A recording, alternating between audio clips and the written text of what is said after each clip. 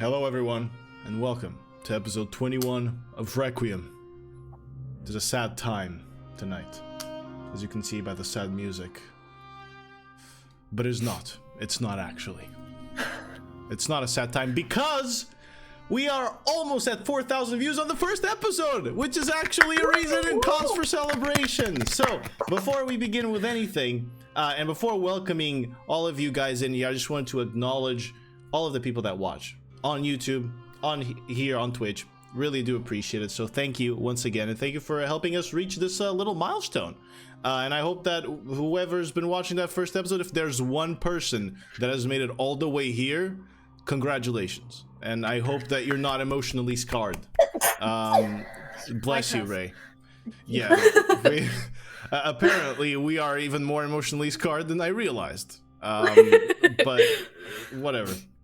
Anyway, so before we begin, just a reminder, guys, you can watch these episodes on YouTube. The links are down below here on Twitch. And if you're watching on YouTube, you can watch them live every Saturday, 9 p.m. GMT, or 10 p.m.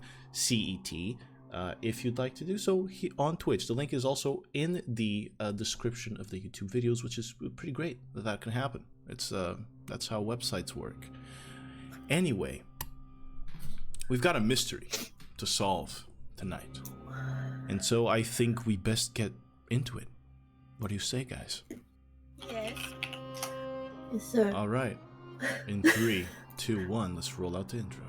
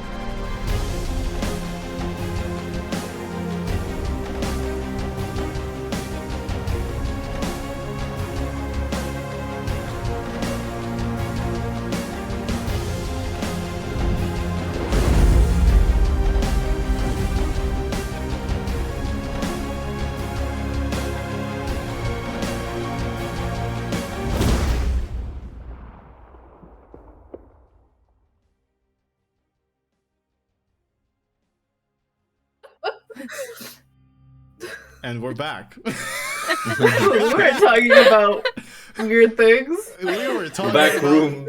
dogs taking shits with their leg raised. That's what we're talking about. Because we've seen that happen. Anyway, let us cut this conversation because we're about to get serious. Oh no. Alright, with a little recap of what happened on the previous episode of Requiem.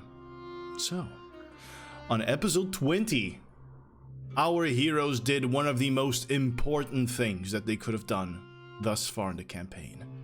They shopped and spent 7,000 gold on items and things that they can now use to defeat evil, hopefully. But that wasn't all that happened. In Port Emily, our heroes met someone. Omar, a wizard, an enchantment expert, actually, that didn't get like a very good first impression from the party, as he charmed Violet to try and pretend to be her friend so that he would get her help in finding his missing friend.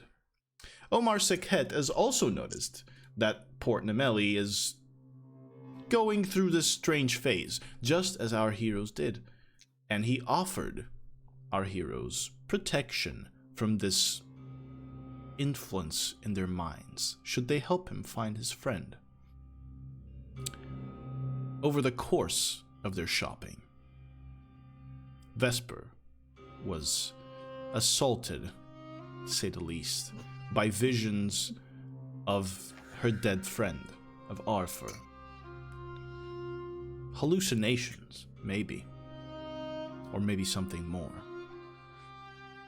But still, she gathered her strength, she pulled herself together to get through the day. And together with the group, after doing all the shopping and after meeting with that man, they headed to the High Institute here in Port Nemeli, where magic is studied. Conjuration magic, to be specific. It is the last known whereabouts of the person they're searching for, Sargon, Omar's friend. And they came here to see if they could find some clues. Emily and Omar got separated from the party, and they are currently inside of the room of the individual they're looking for, while the rest are down in the lobby still. There is an air of tension, of looming insanity in Port Nemeli. And that is where we're going now. So, before we resume this, I want to ask Violet, Vesper, and Hasdral. You were left behind in the lobby. Is your intention to blow your nose really hard? Or is your...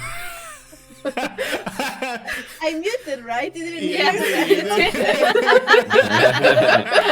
You just scared the crap out of the party. I just wanted to see her reaction. she's like in her own little corner, blowing her nose. And Person can blow their nose in peace. No, not with me. Not ever. I thought Anyway. my mute was not working. No, it did, honey. You did fine. I'm just messing with you because I'm evil. Anyway, Violet, Vesper, and Hasdral, is your intention to follow after Emily?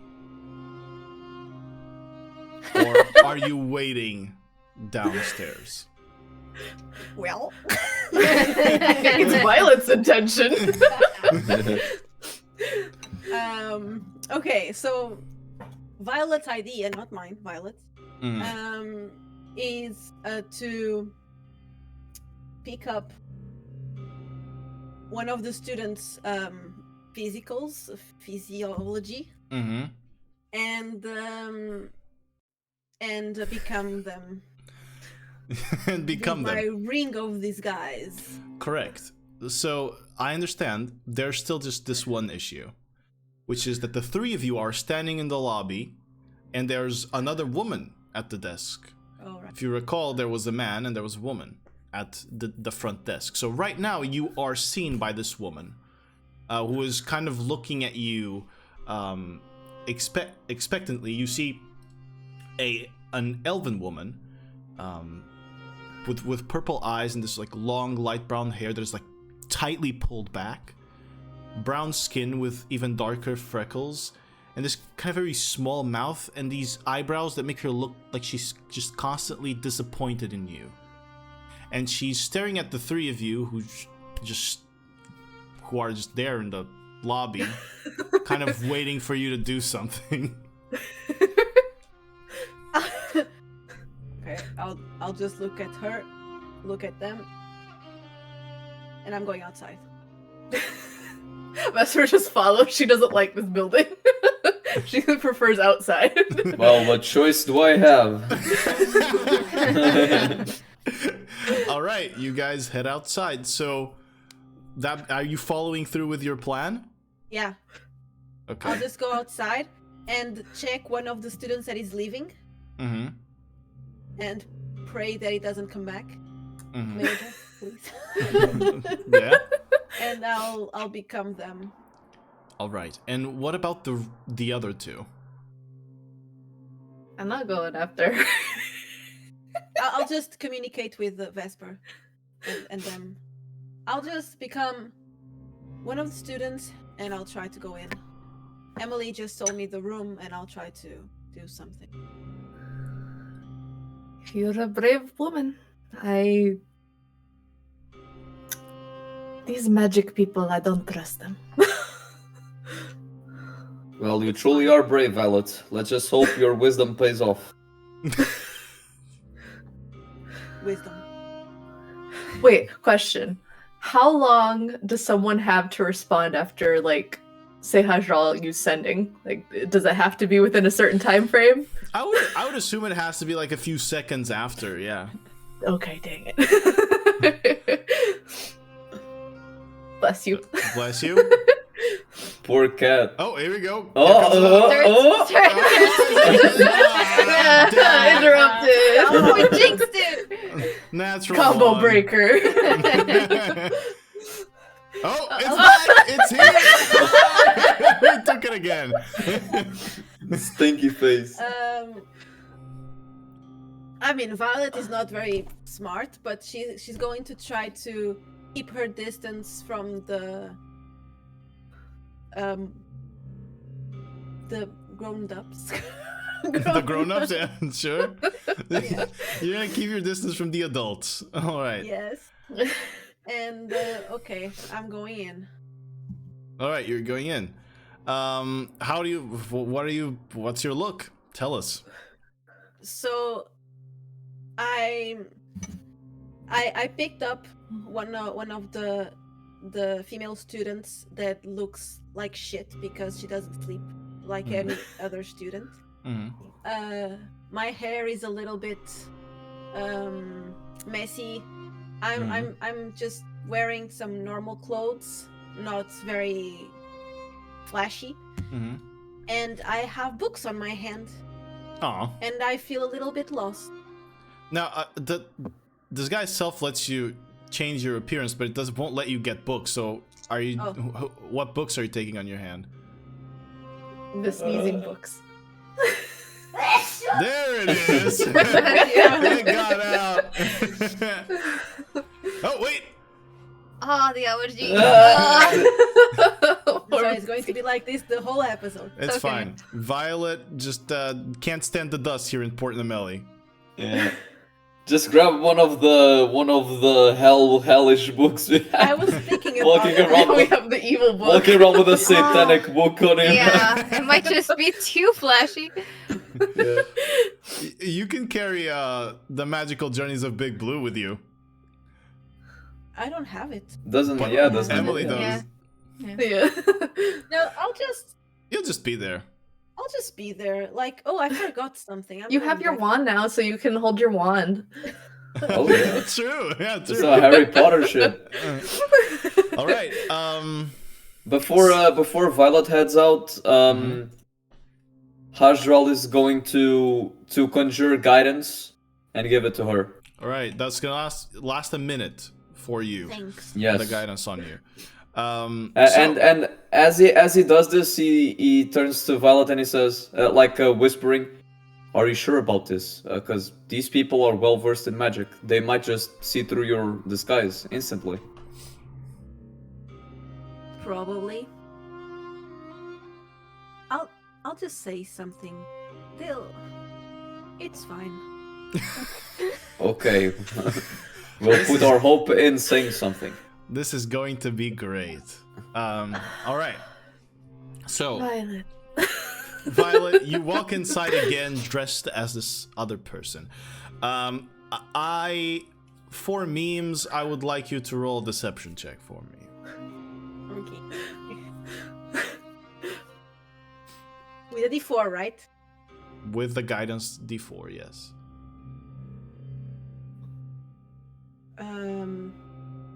21. Awesome. So you walk on through, you enter the lobby.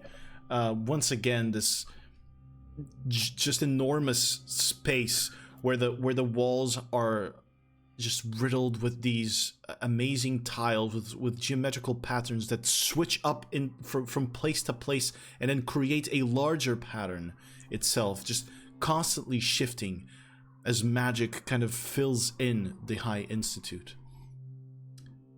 At the lobby, on a desk on the very well polished floor, there's that woman. I'm going to ask you, are you moving past her to go to the staircase, or are you going to talk to the woman? No, I just I mean, do I see that every student needs to talk to her to go to the rooms? Not as for as long as you've been here now. Then I'm going straight to the rooms. All right. You go and you walk to the staircase. She doesn't say anything. And you reach it and you begin climbing up the spiraling staircase. What do you do? I'll just look for the room that Emily said to me. All right. Since I don't know any kind of So magic. you begin walking through the staircase for a while. You're climbing up for quite some time. Oh, come on, you're Violet. It's not you. You would do that, but not Violet. But and as you look up, you see that the tower has no ceiling. It's just the staircase just goes on forever. And there are these bridges that connect to it occasionally, and you continue walking. It doesn't seem like you're climbing much. But then you think exactly of that. You think of room 201. Room 201. And the staircase, as you turn across it once, you look down and you're suddenly very high up in the tower. And a bridge appears in front of you in the staircase, like connecting the staircase to the side of the tower. What do you do? Do I see the end of the bridge? Yeah, it's connected to what seems to be a hallway. Okay, I'll go. All right. You move. Place your foot on the bridge. You look to the side and a little bit up and to the side, and you see a bridge vanish.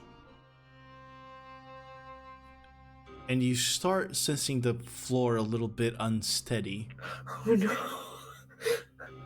I'll go What do back. you do? You go back? Okay. You just jump back, and the bridge shakes, vanishes. Son of a bitch. Another bridge appears in front of you, connecting to the exact same place. No, I won't trust you. I don't like magic. Emily! Emily! She's trying so hard, bless her. Doesn't work like that. What if I...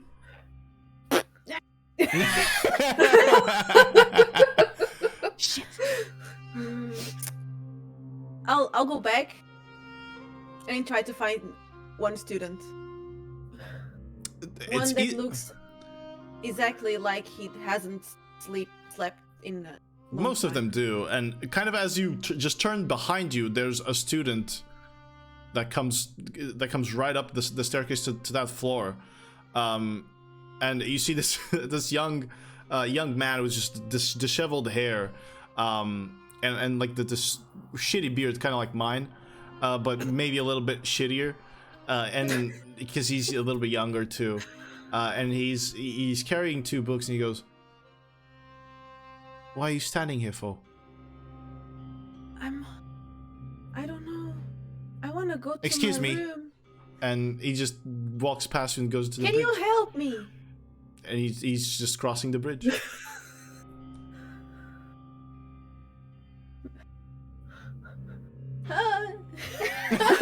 What the fuck was that?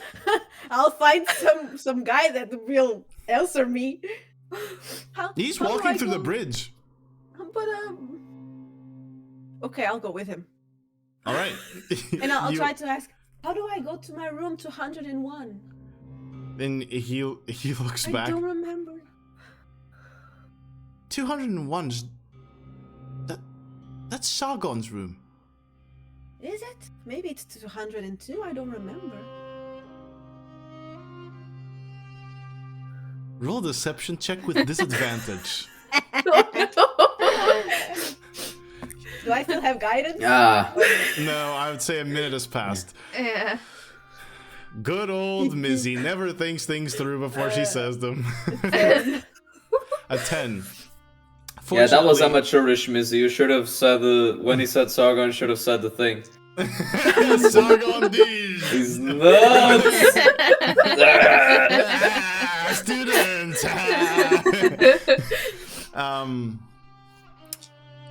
He looks at you and says, "Just, are you not from around here? Do you not study here? Just think of the fucking room and leave me alone."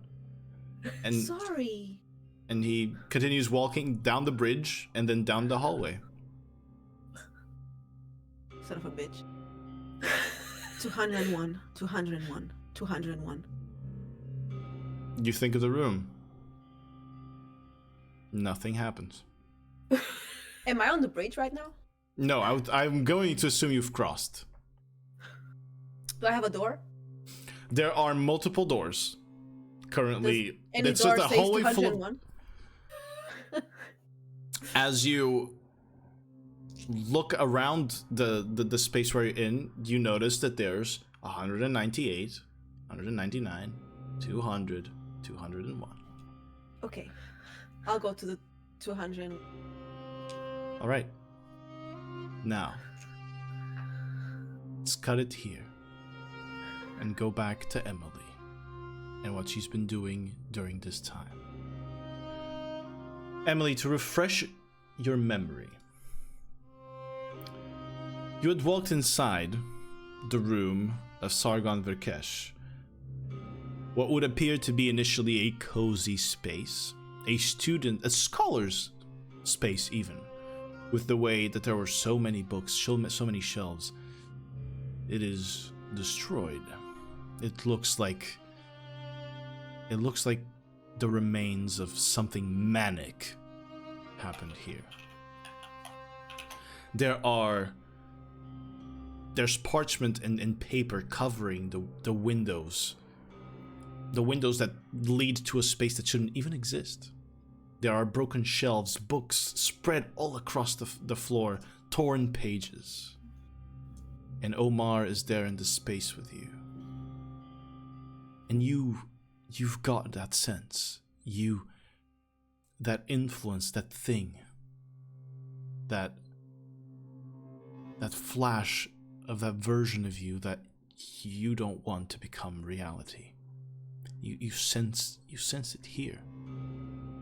And it makes you feel small. But there's another sense that it's kind of born out of that fear, but not because of it, but in response to it. There's a sense of curiosity. Omar is shocked at what he sees there, and he's kind of speechless. What would you like to do? Shake him off and be like, something is wrong. I can see that, yes. I can see that something's wrong, but, oh my... I would like you I to slap make... him. You're smarter than me. You have to help me. Let's read. I will help. I will help. I'd like you to make either perception or investigation check. Perception. All right. Please, would you like him to make one individually, or would you like him to give you advantage? Advantage. All right, then so, you'll yeah. get advantage. You get advantage. And you get advantage. 26. For this, holy shit, man! That's a first. And the other roll. one was a 20. 20 Nuts. 2016. All right, Isolated. so you look around. So perception check. This is what will unlock off of this perception check from you. You're looking around the room, and you notice that the spread of parchment that is on the windows, it seems to be a collection of what would be for easier understanding, kind of like newspapers.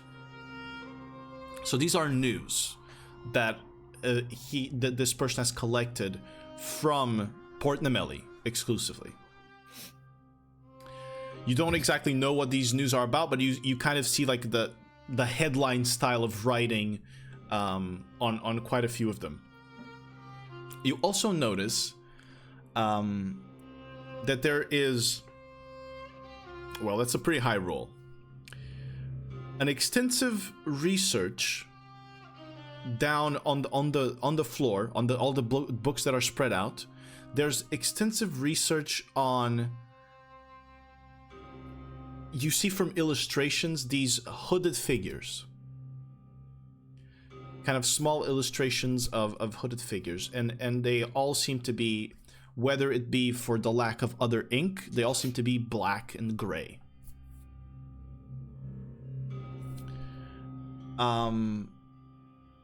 There is also one book that is displayed on like a smallish coffee table that is open. It's pretty much at the center of the room. You obviously don't recognize the book just off of this quick glance, but it seems to be locked in a page that is like heavily circled with what seems to be kind of like a pencil sort of deal, like a rudimentary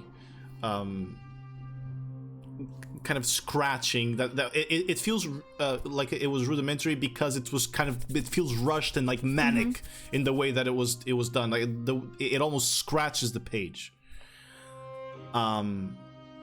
Yeah, and that this is what you notice just out of perception, so just looking into the entire space.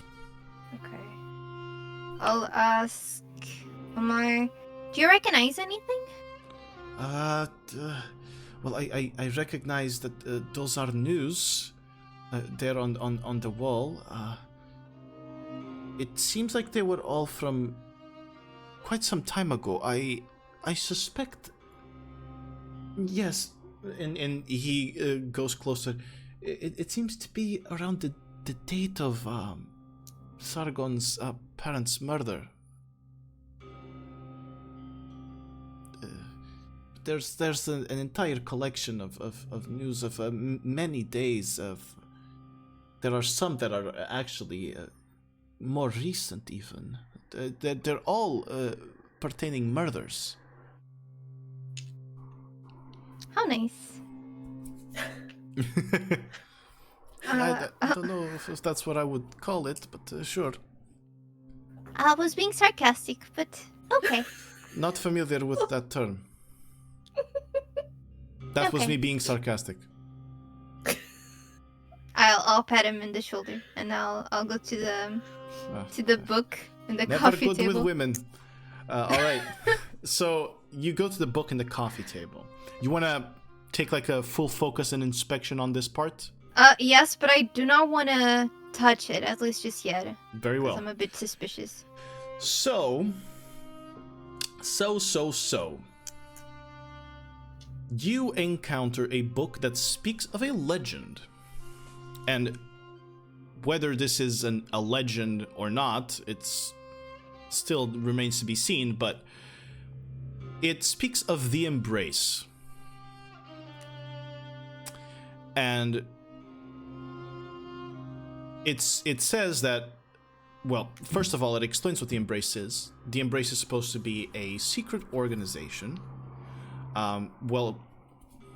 Secret in the sense that people are not even sure it exists or not. It's become secret is kind of a bad term for it. I would say it's superstition around the world, for the general populace, and it is said that there are statues spread throughout the world of a mother embracing their child, and those statues are said to bring a curse upon people. You write someone's name, you leave it at one of these statues, along with one coin, and then the person dies.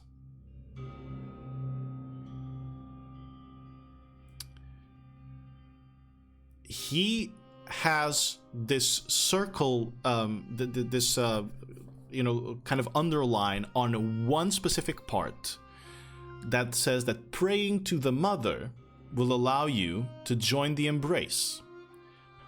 And he has written to the side of this, kind of like in his own writing, right? Prayer, question mark, question mark. On your perception check, you also notice as you're reading that book that right in front of it there is a draconic dictionary.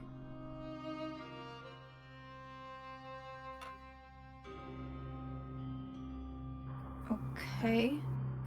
Can I examine the dictionary to see if there's something written on it that's like extra?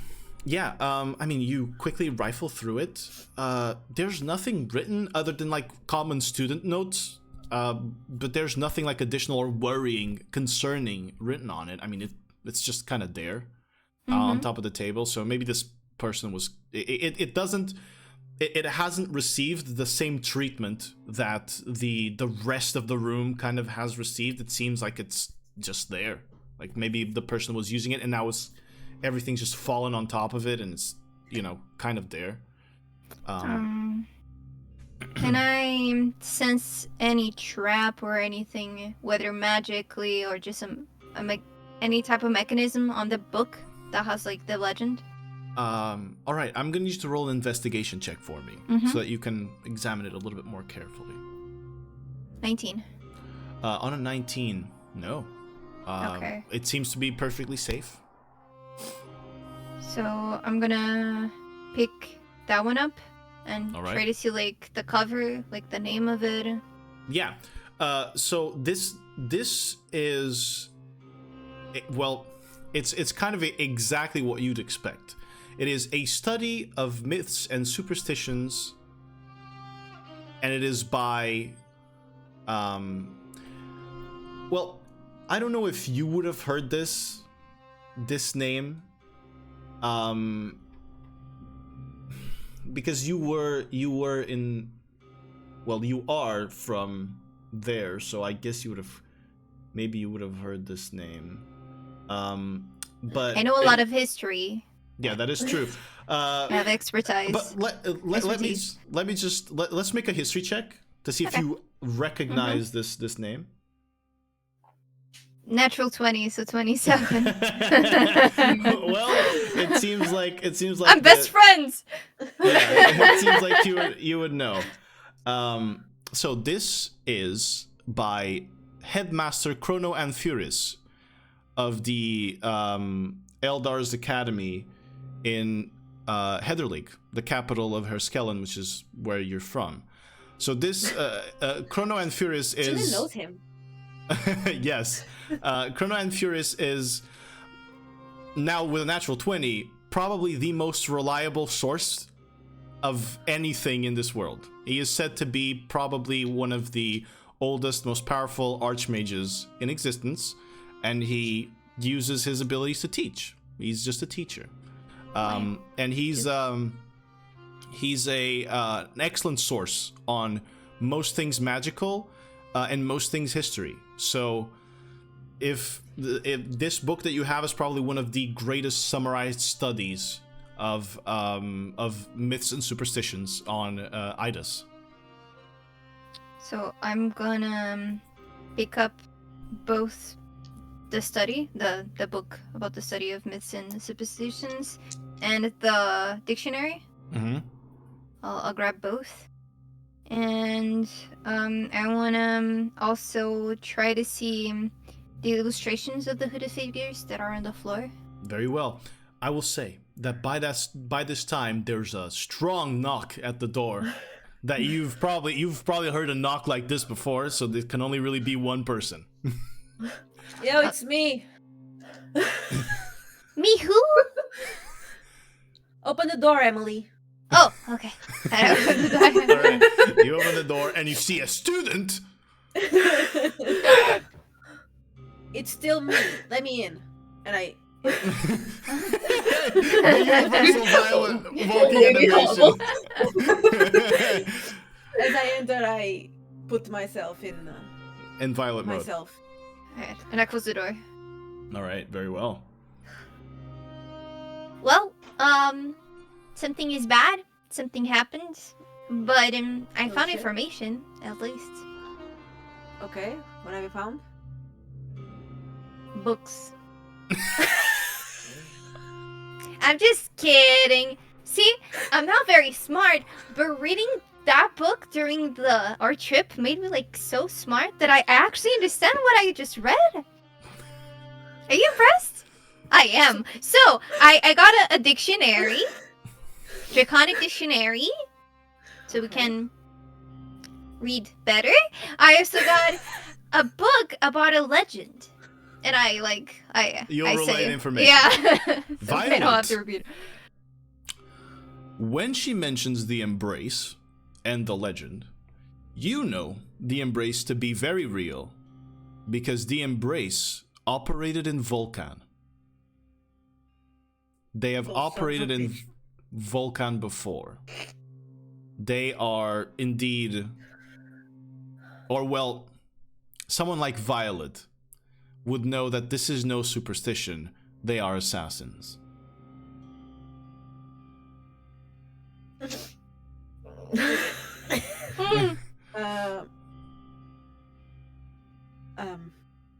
Okay.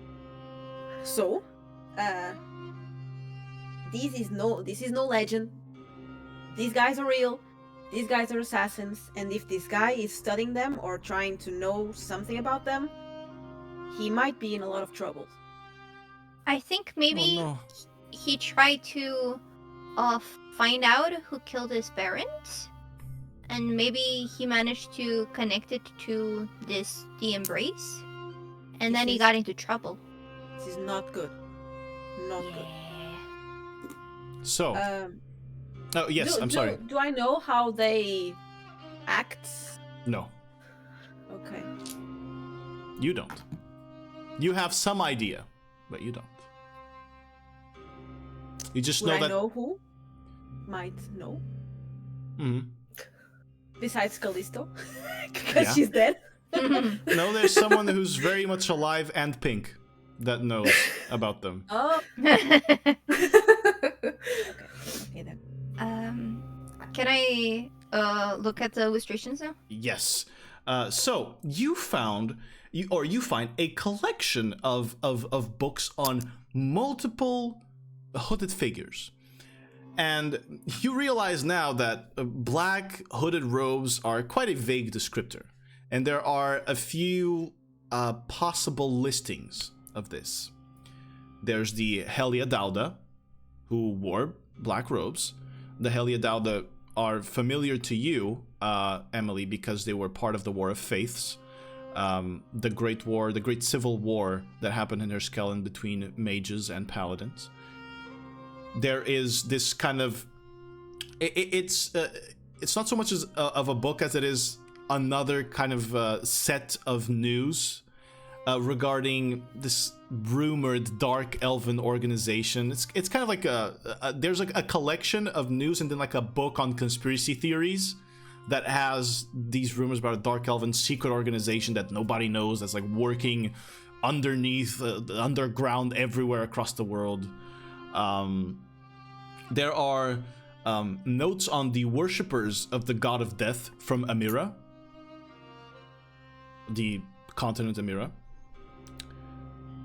And then there's research of an ancient cult called the Abyssal Song, which you are familiar with, and they also wore black robes.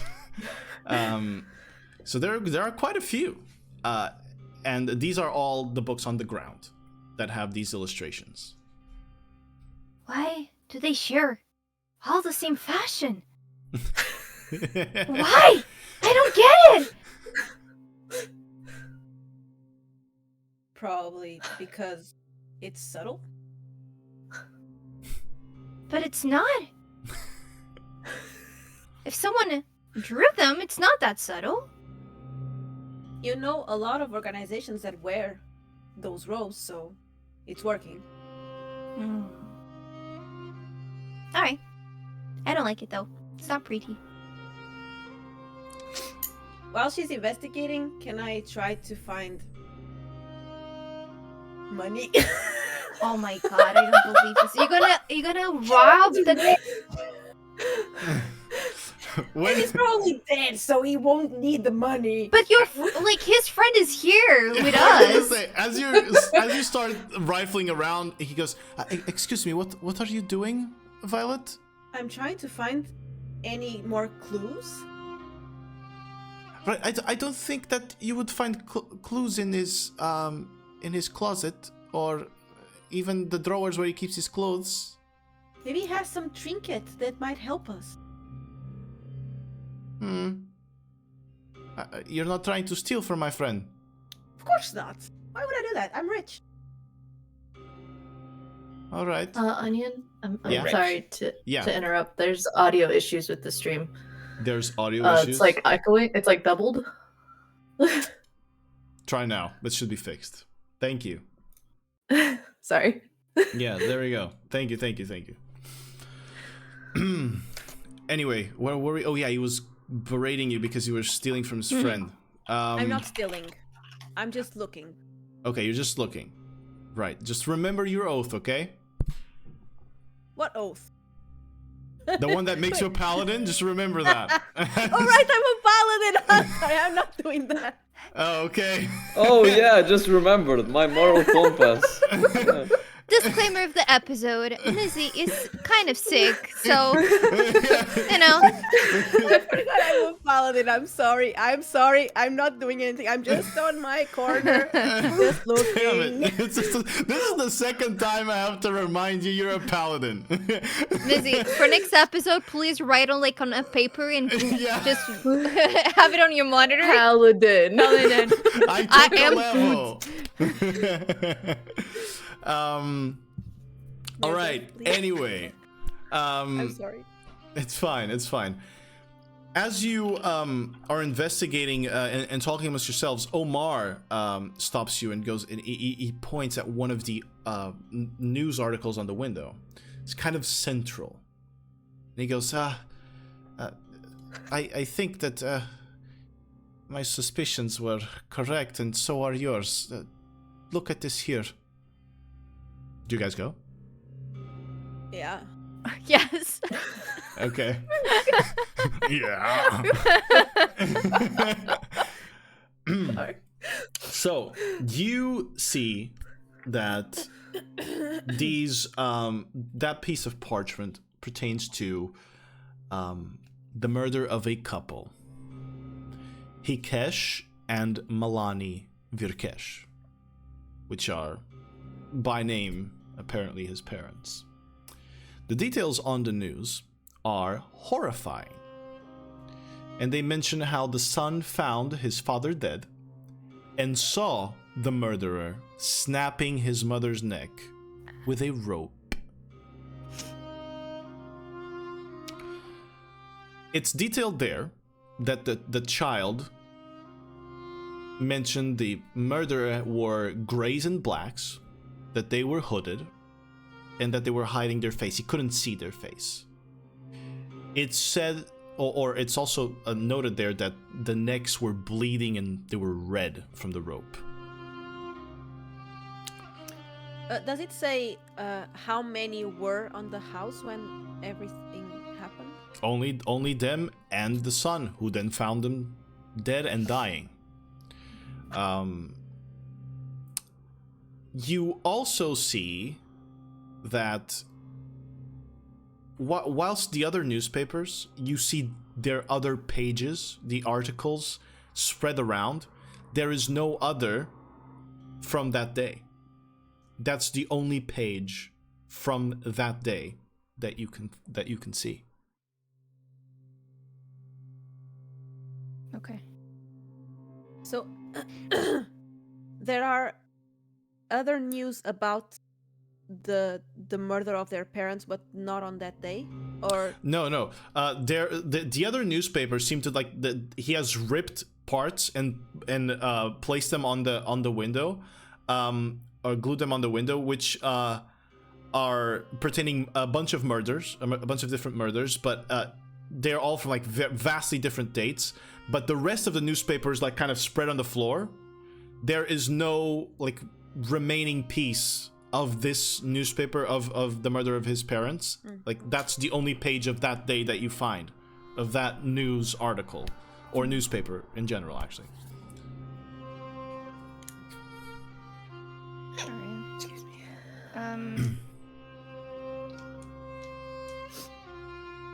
Can I look under his bed?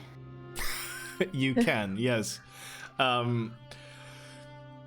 You look under his bed, and it's gonna blow your mind. There are books there. Better than what we found under Brindraw's bed. That's right. I'm gonna ask Omar. Yes. Even though you didn't, or Sargon didn't talk much about his parents, do you know what they did in their life, like their jobs? Well, I've never really understood, but from what I got, they were of noble ascent, so they had a lot of money. He didn't really speak much about them, right? But their family name is pretty big here in Port Nemelli. They had a lot of money. They had I don't know. I would guess that they donated to the church here as well, to the Zenith. They were religious people. Hence the tattoos, actually. I believe that those have a religious connotation, although that doesn't very much interest me, so maybe I should have paid more attention when he explained it, but I might have dozed off. Wizards have a lot on their mind, and I was really not interested in, And his parents were killed like years ago. Oh, many years ago, yes. It is said that, or he told me that they died when he was like 11? No, was it 8? When he was 8. He told me that they died when he was 8, and he is now 22, so I hope he is. He didn't have any brothers or sisters. No, he's an only child.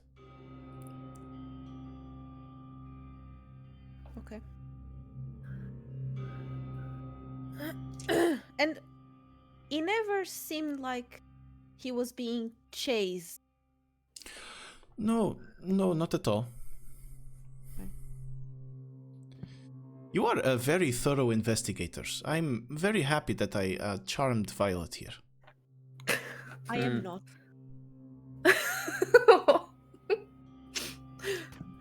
Yeah, I understand. But maybe the people who did this are connected with the people you want to find, so I'm trying my best. Thank you. We done here? I'm gonna give you the books so you keep them in your bag of holding. Yeah. The whole bedroom.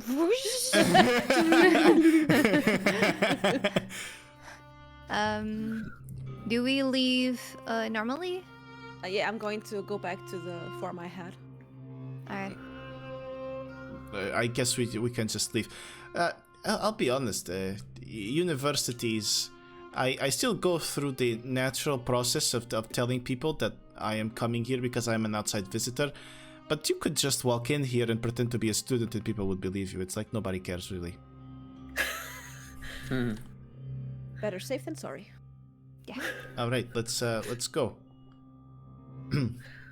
You guys exit the shimmering tower through the spiral staircase once again. Omar leading the way, making it kind of easier for you to immediately reach down and not have to like spend a bunch of time like Violet did. You just had to turn the corner and you were there.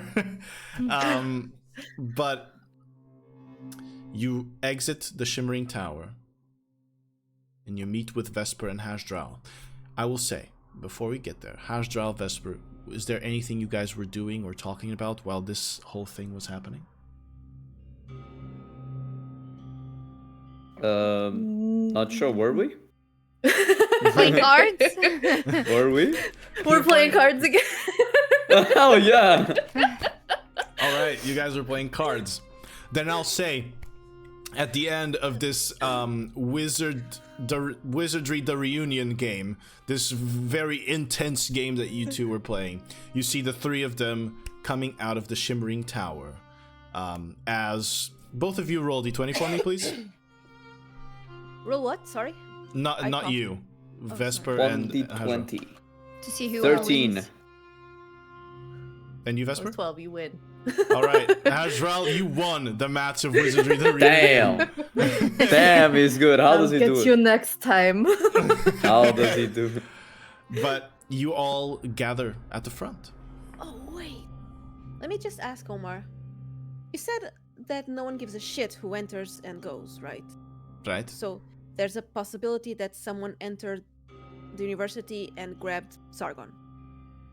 That's also a possibility, yes, but I don't know. If they were grabbing him, it would be quite obvious bringing him down the stairs.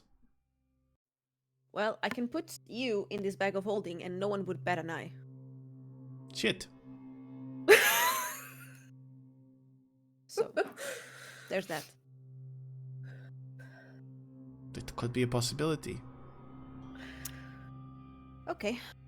So Vesper, Hasdral, do you guys know anything about the embrace? Flashback, Vesper. Oh, fuck. Oh shit. Okay. 1,000-yard stare. Vesper, at the mention of the embrace, it's like the world kind of zooms out for a moment, and around you on the garden, figures, all of the students, turn into Arthur. They're walking, talking to each other. Just that old man, that old gnome. No eyes. They're sitting. One Arthur gives the other Arthur a flower. They're surrounding you. And then suddenly, they all look at you. The embrace. They were the ones that killed Arthur. They were the ones that you chased down. And that you found one of them. A group of assassins so well trained, so dangerous, that they were forgotten into myth, but that you managed to find, perhaps out of sheer luck, or perhaps with a little bit of fate's own help. But you found them. When Violet shows you and describes to you what she saw in the newspaper, the way that Sargon's parents had died, that's the way that Arthur died. It's the exact same method. These were the same people. And as you're all talking and expecting an answer out of Vesper, Vesper is frozen for a moment before you catch your breath again.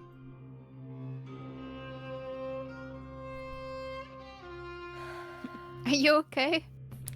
Vesper? I was muted. Are you okay? I'm fine.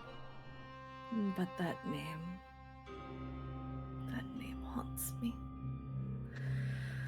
Yeah, Can we go somewhere away from other people? I have information. Let's go to our room, maybe?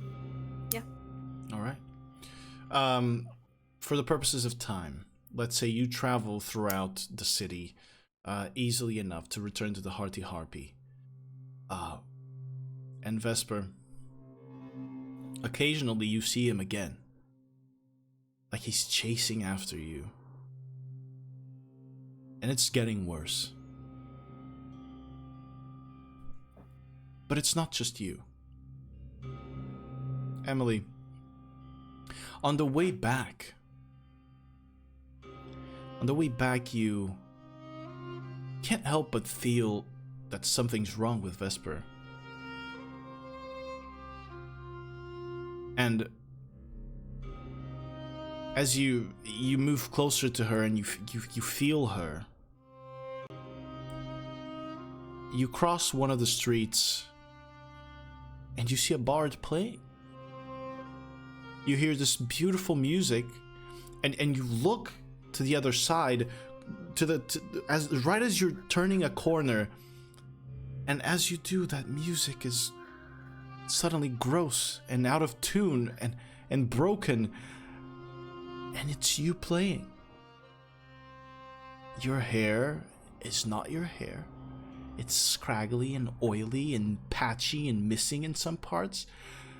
Your face is happy, but happy like a creepy clown.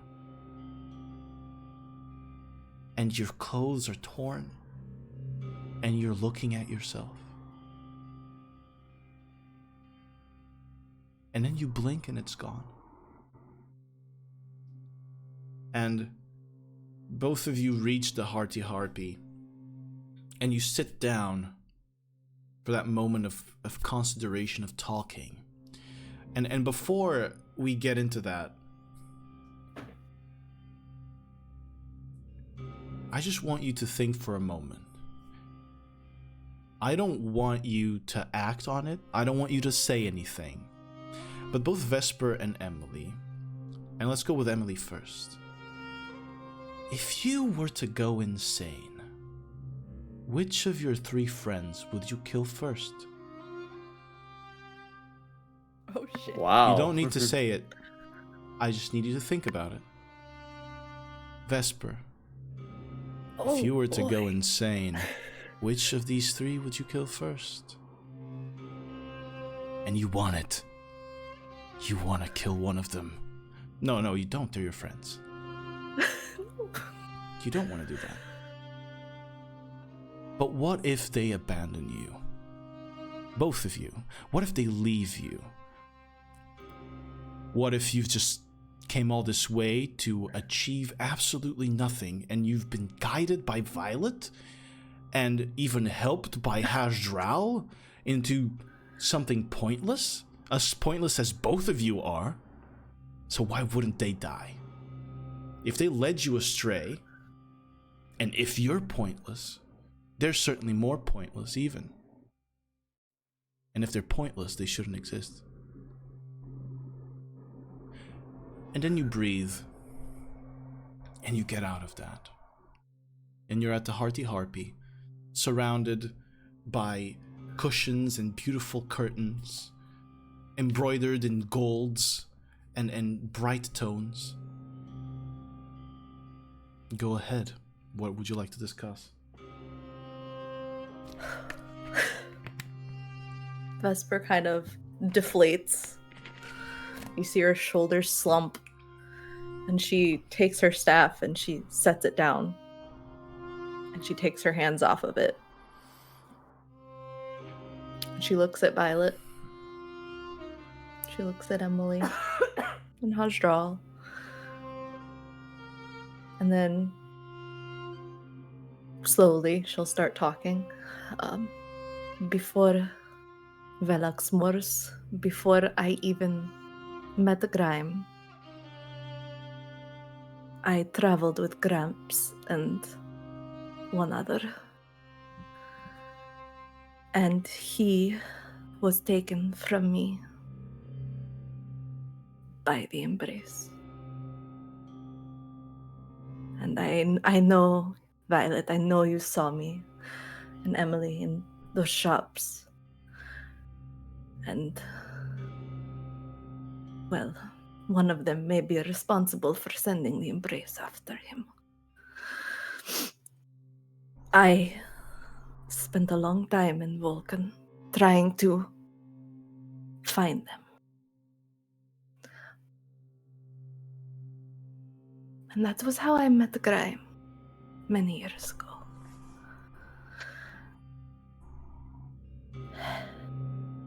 And we did find him. The one who killed Arfra. And I am not proud of it. Not proud of vengeance. But I killed him. And she leans back a little bit, looking off just to the ground.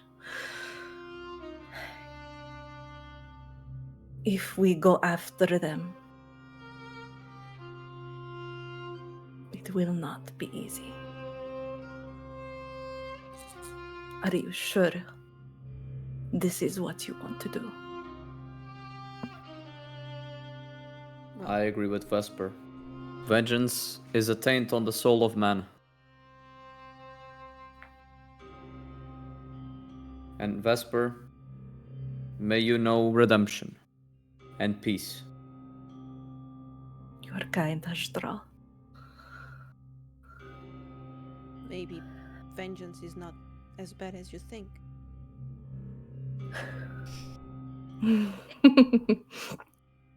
Maybe your soul might be tainted, but maybe a part of it is at peace. I hope that, Arthur received some dignity after his passing, because he was not afforded any. When they attacked him, Gramps doesn't know that I did this. I never told him. I would rather he not know, just going forward. But the last time I put myself down so they would come after me.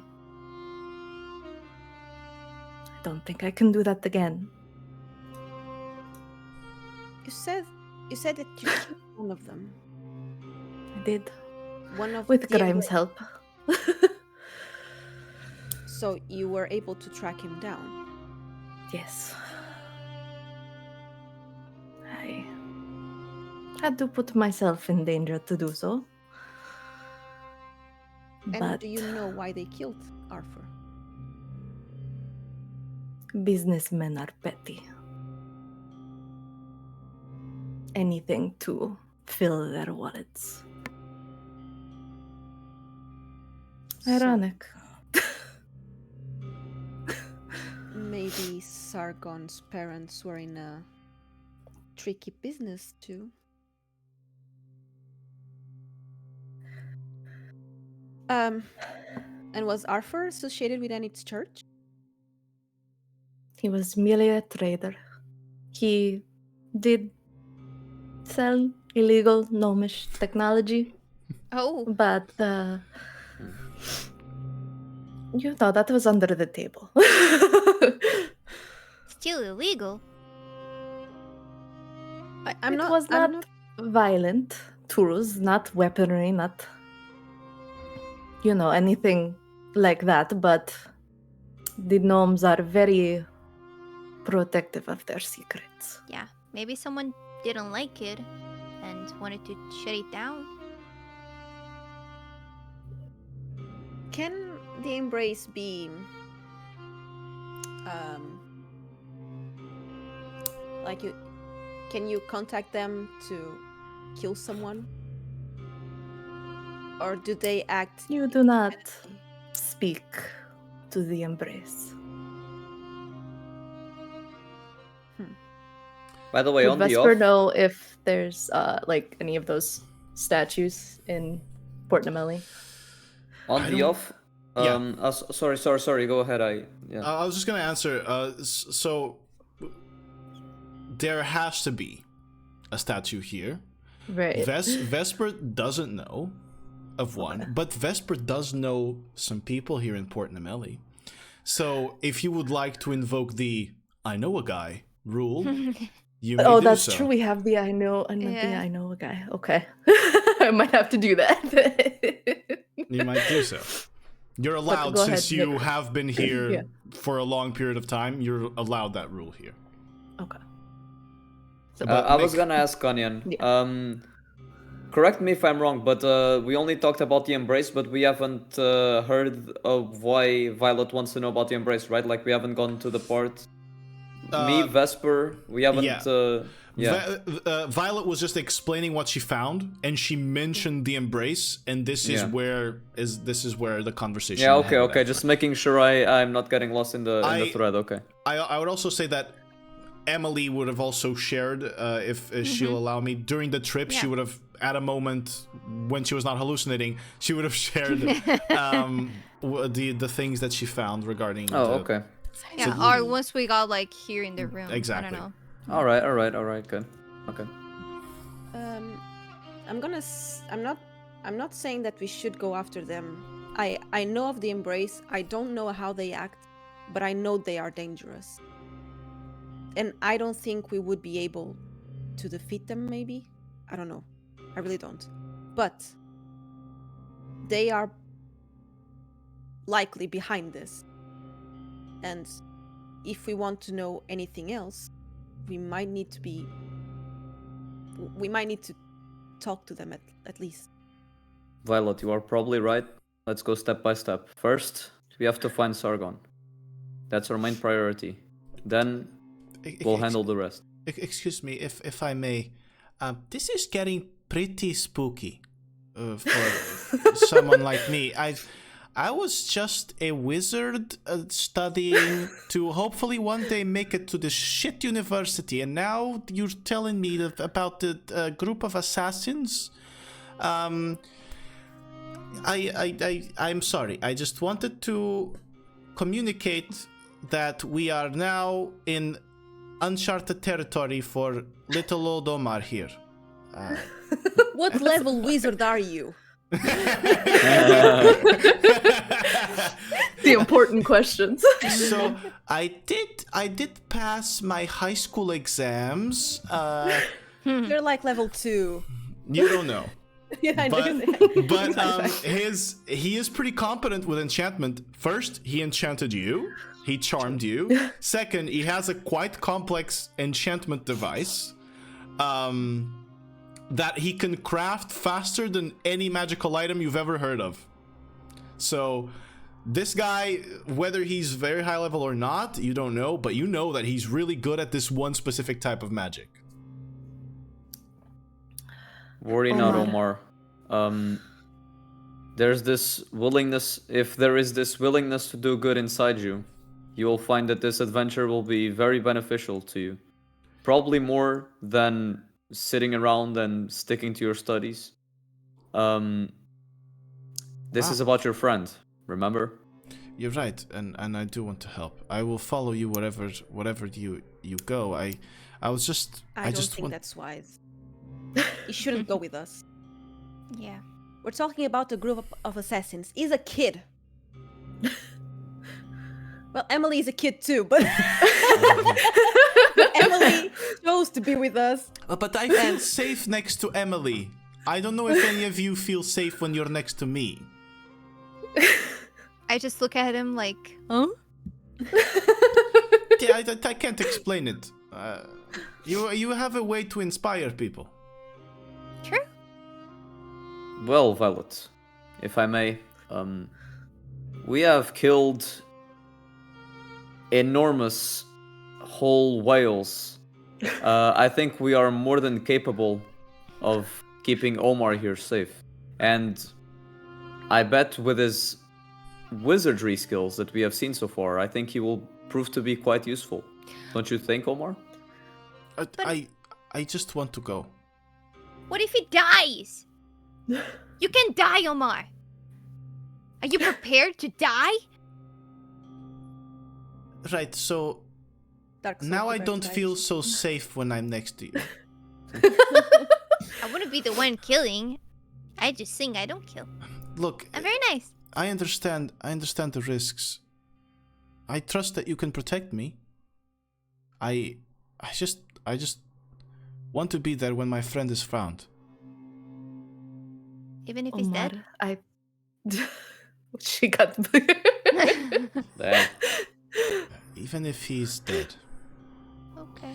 Omar has helped me when when everyone in this magic society rejected me.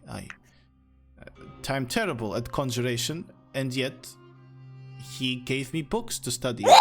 Sorry. I think you mean Sargon, young Omar. Yes, I'm sorry. And Sargon gave me books to study. He helped me, and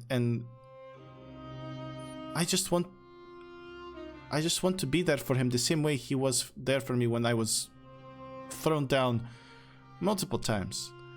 I came here to study from, well, it is not that far away, but it's still a village somewhere northwest of here. I've came here a long time ago to study, and Sargon was the first friend that I made, and he made sure that I didn't starve. Even when, well, he didn't exactly need to. So I just want to be there. I empathize, young Omar. Sympathy, not sympathy. Empathy and altruism are core parts of our drive. I think you have a heart of gold, young man. Thank you. And you would do well in this quest to help your friend. Don't you think, Violet? Yes, very sweet. Omar, do you know of any statue here with a mother and I don't.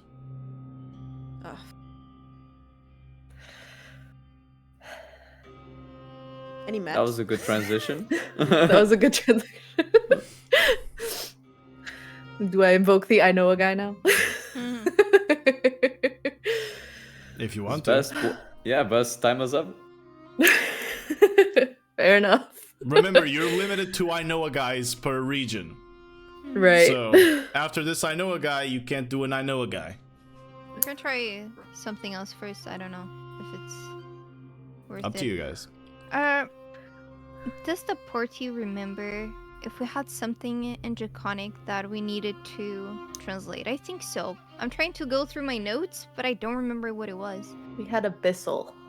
Because Vesper speaks Draconic, so she could have translated that. But we didn't have Abyssal. Oh, Abyssal, that's it. Yeah. That's it. Yeah. Well, now I have a dictionary. Oh. Yeah, now you don't need Vesper.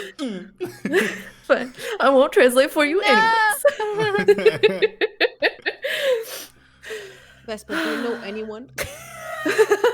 You're in town. Do I know anyone? Fine, I'll invoke the I know a guy. All right. To get some more info. Then Vesper, who's this guy you know? A guy.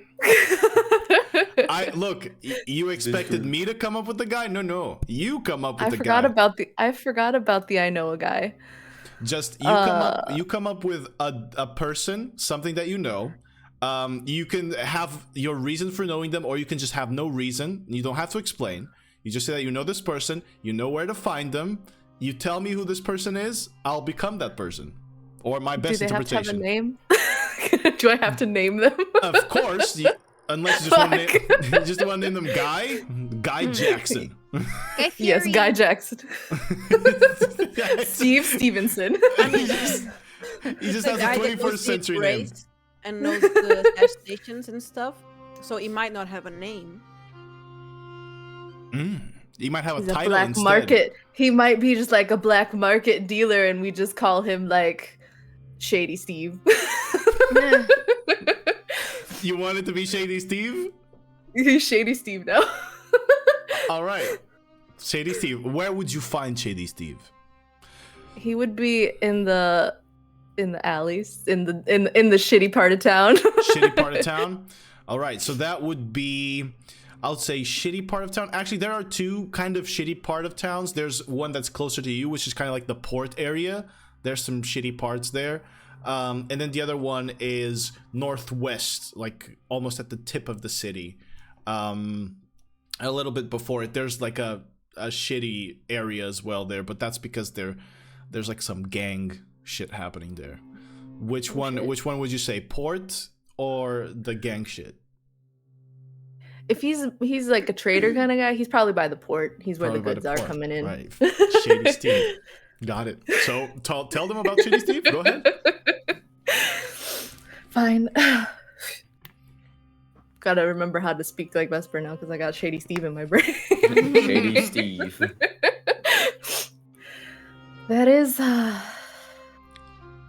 man that I've come across several times. He helped us smuggle some stuff away from the law, let's say. We should be able to find him down by the port. If you are ready. Well, if he's our only hope, like Obi-Wan Kenobi, we go. Who's that? General friend? Kenobi. Oh, it's a book I read. I've actually read that book as well. Yeah. He would. It's an Omar thing. Stellar battles. Stellar battles. Stellar battles. I like it. Let's go then. All right. Yeah. We go. Yeah, we go. All right. You guys move across the port, thinking about Stellar Battles. The book by Luke Georges. We start arguing about the best episode. Here in this universe, the prequels are the best. Damn. Anyway, Cursed universe. you move through the port. Right by this kind of like half broken down shack by the port, in one of like the worst areas where people just kind of stockpile their houses on top of each other, and some people even just have tents where they live. You find Shady Steve in his usual corner. You see what seems to be kind of a very slender man wearing, well, a black hood and cloak, except completely torn and destroyed, and probably very old. He has this kind of very pointy nose, a chiseled jaw, but not chiseled out of muscle, but because there's the lack of meat on his body, but a very kind of large throat, even so.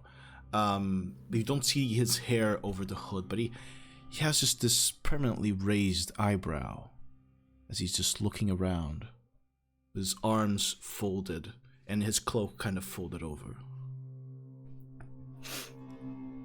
Vesper looks at the group and's like, you guys might want to stay back. He spooks easily. I stay back. But I raise my eyebrow as well. And then she will look around, make sure the coast is clear, and then walk up to him. Shady Steve. Vesper, you. It's like a dream. Hasn't it? It's been a very long time, yes. What are you looking for? I have no goods for you this time, but I was hoping you could perhaps pay me an information. What about you give me payment? And then I'll What give is you your the price? information. What do you want to know? We're here about the embrace. Ooh. It's a heavy name. You know it, That's gonna cost you. of course. I'd say I'm feeling extra shady today. 125 gold. All right, I'll pay it. He grabs you. You give him a little pouch. He grabs it, shakes it. I trust you, Vesper, and you trust me. What do you want to know? I like this Shady Steve. Shady Steve. Sexy. We need to make a contract. Where is the location? You want to know the statue? Yes. Well,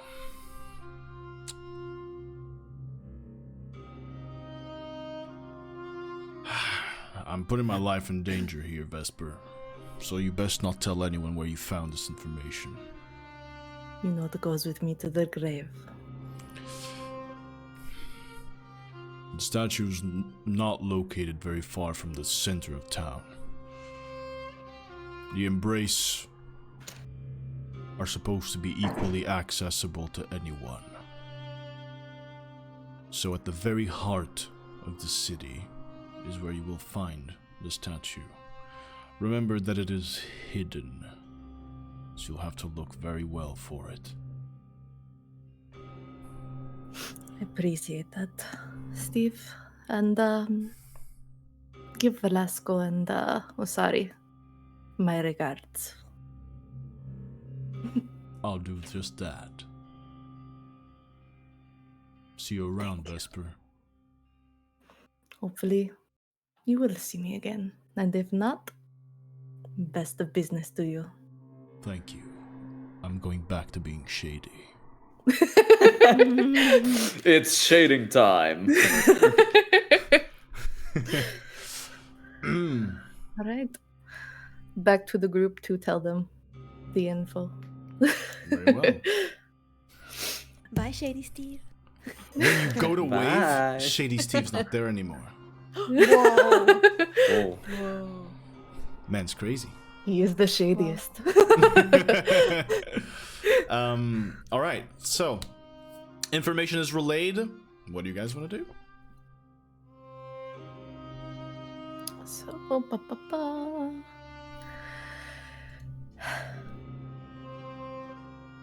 Sorry, You tried to go what are find you? Nope. I just asked what you guys want to do. Yeah. yeah. I'm kind of deaf. Okay. Dude, did you just see? She see like that saw cat? something. Yeah, that's the cat in her. That's the cat in her. She's like focused in one moment. And, something moved. It was my cat. So, Yes. do you have the information? To the heart of the city. We'll have to find the statue. Should be there. Let's Saw go a then. cat. All right. I don't So- think we have any other hints, so yeah. The heart of the city, the very center of the city. It will take you some time to get there. And as you do, as you walk through the city once again, you've been walking back and forth multiple times. And the feeling is getting worse. It's not just Vesper and Emily seeing things. Seeing versions of themselves, seeing versions of their loved ones. This is spreading to even the faithful people, to even Violet, to even Hasdral. There is an air of tension and of incredibly pressuring stress in the city. There are people moving quickly, jumping just if you touch them, as they did the day you arrived. And it's still bright, in the bright light of day. There's no danger of the vulnerability that the night brings. People are just scared. The only ones that don't seem so are the guards. But you arrive at the very heart of the city. And right at the center of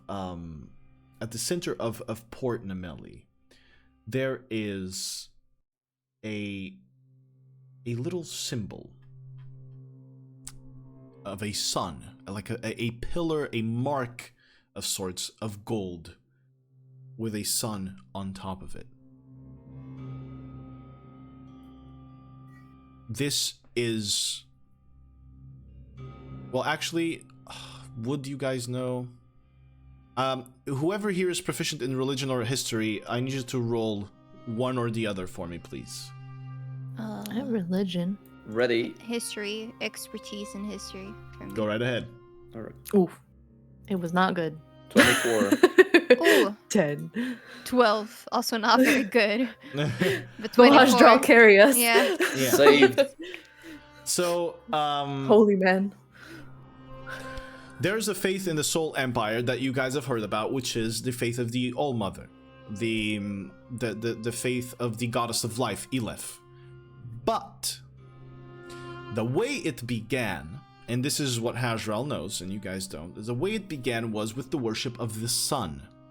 The All-Mother is tied to the sun, but the way that her faith began here in the Empire, and here in Port Namel, which you know now is a pretty old city because of all of the tribal adornments and statues that you found all the way throughout, mixing with the new architecture of town.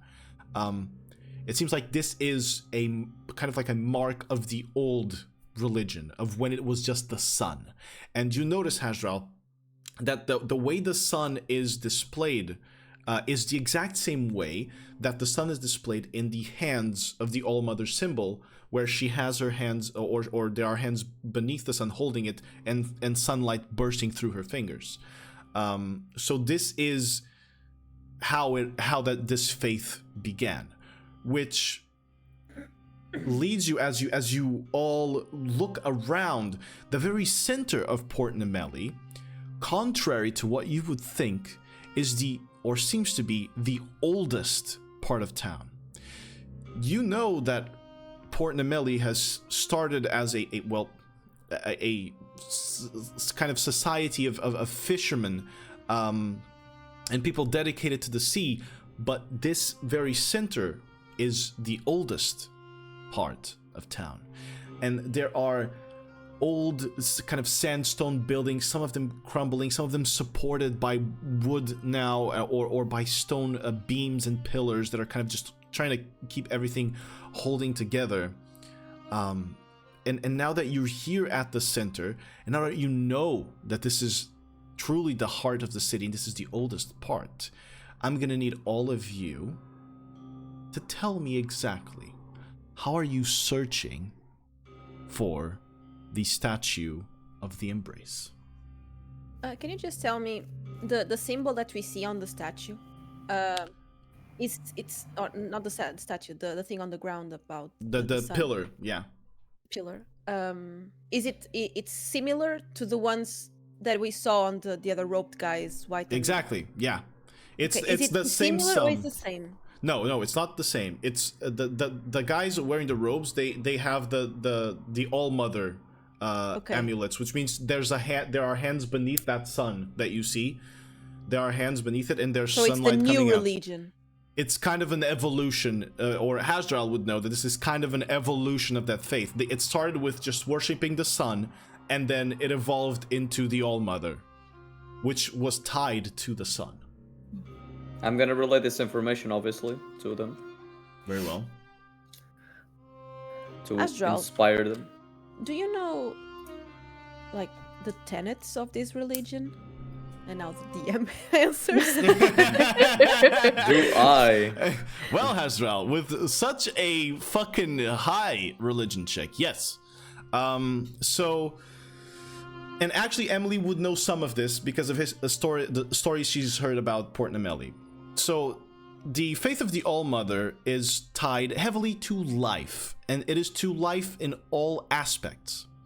It is of the prevalence of life over anything else. And for that to happen, it means that its followers need to live to the fullest. They must live to their greatest aspirations, they must enjoy every little bit of life, and they must fill their life with experiences. They must make sure that the time that they spend there is valuable. And this is translated into a lot of the policies that the Soul Empire has. So, whilst in whilst in some other kingdoms, for example, Herskellen, which is, you guys know they are at war. The Soul Empire and Herskellen are at war. In Herskellen, gambling is not seen very fondly. In the Soul Empire, it is fully allowed and expected. Whereas in Herskellen, you will get your head chopped off if you steal from someone who has a lot of money. In the Soul Empire, they will put you in jail, like maybe take off a finger. If you needed to really eat, they will not even give you any punishment because you were preserving your own life. So it has a much more kind of loose look on law than other places has. And that comes from this faith, from the Allmother being heavily tied to the entire Soul Empire. So much so, and this is something that Hajral obviously knows very well, and I mean, I think I've mentioned this before, so much so that the Empress of the Soul Empire is said to be a sort of avatar for a being related to the Allmother. Some people say that it is the Allmother herself. Other people say that it is one of the Allmother's angels that has given power to the Empress. So yeah, it's just preservation of life above everything else. Okay, but you said that the city is not like a religious city. That Exactly. They just have the part of like every other city. They have the churches. Yeah, they allow for the practice of any faith in the Soul Empire. Okay.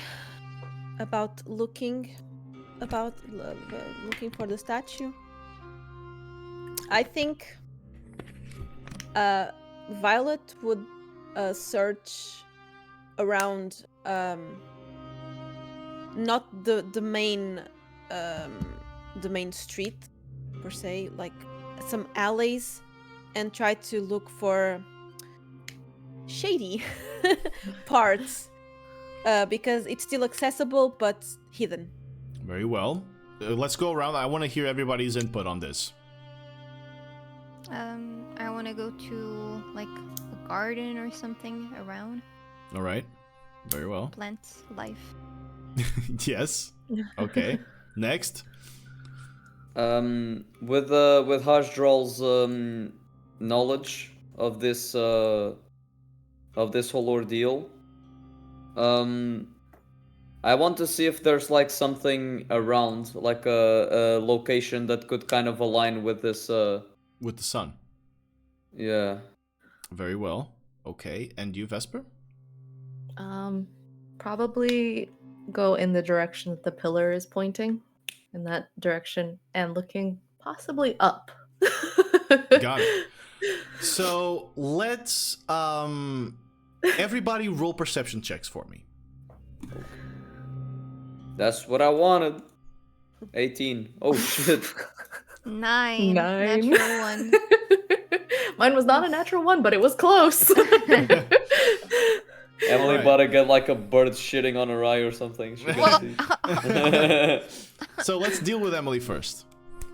Emily, you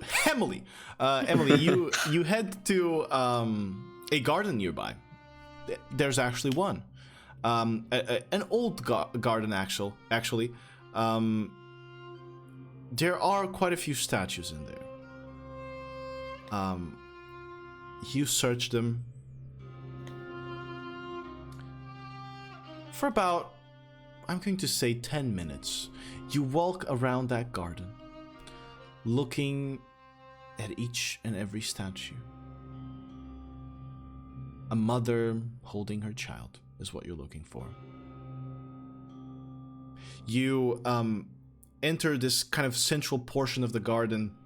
It is a pretty much kind of like one of those maze gardens where there are paths designed with bush and some beautiful, very strong, like bright red flowers that you see. You walk to the center of the garden. You've passed by a few statues, and you look up the first one, or excuse me, at the central one. It is a woman it has its back turned away from you, and you circle it to see, and it's you. And you smile at yourself. Not your happy smile, your crazy smile. And then you look behind you, and there are people walking about in the garden, and as their faces are covered by their hair or by their clothes, when they turn to you, it's your face. With no eyes. And with that crazy smile. And you quickly want to get out of there, I would assume. Right, Emily? Yeah. And you move and you pass by each of these other statues, and they are all you, and they're all you, and everything is you, and the people, they're you, and you leave the garden. And you enter the central plaza again. And you take a breath. Emily, this natural one has had some consequences. No. Oh, no. At this moment, and for the first time in this campaign, Emily, you have a point of insanity. Oi. Oh, no. Oh shit. No, I quit. I don't want this. Oh, I don't no. see this on the NDB. There's not on the rules. What this point of insanity does for you to interpret this, Emily, with the character, it's not very much. You are just afraid that you might be losing grasp on reality. This doesn't mean that you're already crazy, you want to kill people. Mm-hmm. That's not what this point of insanity means. It means that you are now questioning if everything you see is real. Yeah. All right. Oh boy. And there are going to be certain moments of where for everybody to understand the mechanic, there are going to be certain moments where your rolls are going to affect whether there's a point or not. It's not every time, okay? There's not going to be every time where you guys are rolling for something, looking for something, and you get a natural one and, oh, fuck, now I'm insane. That's not, it's not how it's going to work, okay? I just want you to be relieved for that. There are going to be specific moments where that might happen. This was one such specific moment, okay? All right. You better roll okay now. Or else. Now, for the rest of you, Hasdral, Vesper, and Violet, you both, surprisingly, have had similar ideas. Although Violet at first, might not look like she did. But you look at where the sun is, positioned in the center, and you look west where it sets. And Hasdral knows that, well, one of the most important moments of this religion is the dawn. It's when the sun comes up. It's almost like birth. And he knows that the Embrace are not quite in that line of giving life to people, but perhaps in quite the opposite.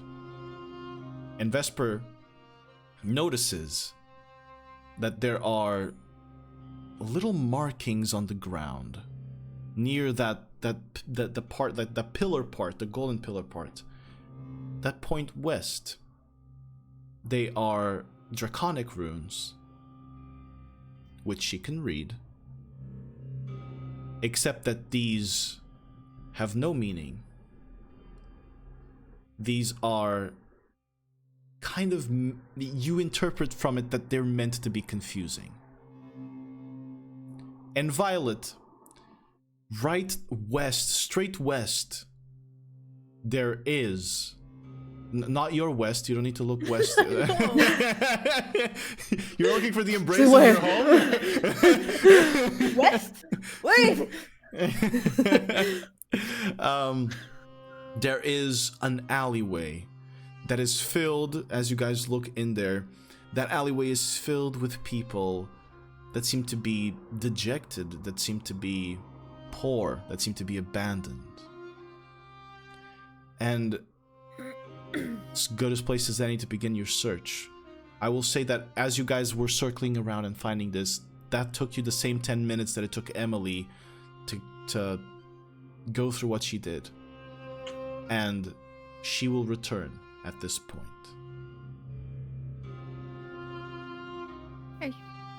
Are you here? Is it you? Of course it's us. Emily? What's wrong?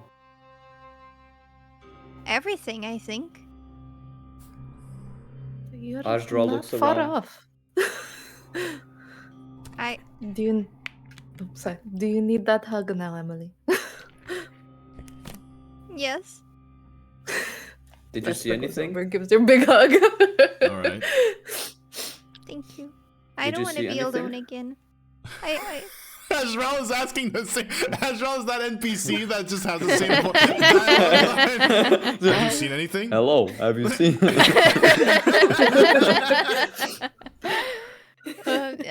I saw myself. A mirror? What? No. Yes. I don't know. An imposter as you? Maybe it's you. You're the imposter. Hajral starts like... Or... Are you okay, Emily? Are you sure? I know I'm not okay. Well, The visions. You're seeing them again. Yes. They're worse now. well, there really is I something about this understand. place. I've seen Arthur more times than I can count. But we are together, Emily. It will be okay. Thank We you. will get through this. Yes. Did you find anything? I believe so. Kind of points out like the runes and stuff, and then down the alley, and then Mizzy sneezes again. Bless you. There she. Oh my God! The head was Bless her. Okay. Oh. Oh, poor Mizzy. We can go. Okay. Oh my Let's just God! go. All right, you guys are going. Emily, let's say, I need to ask you a question for the future.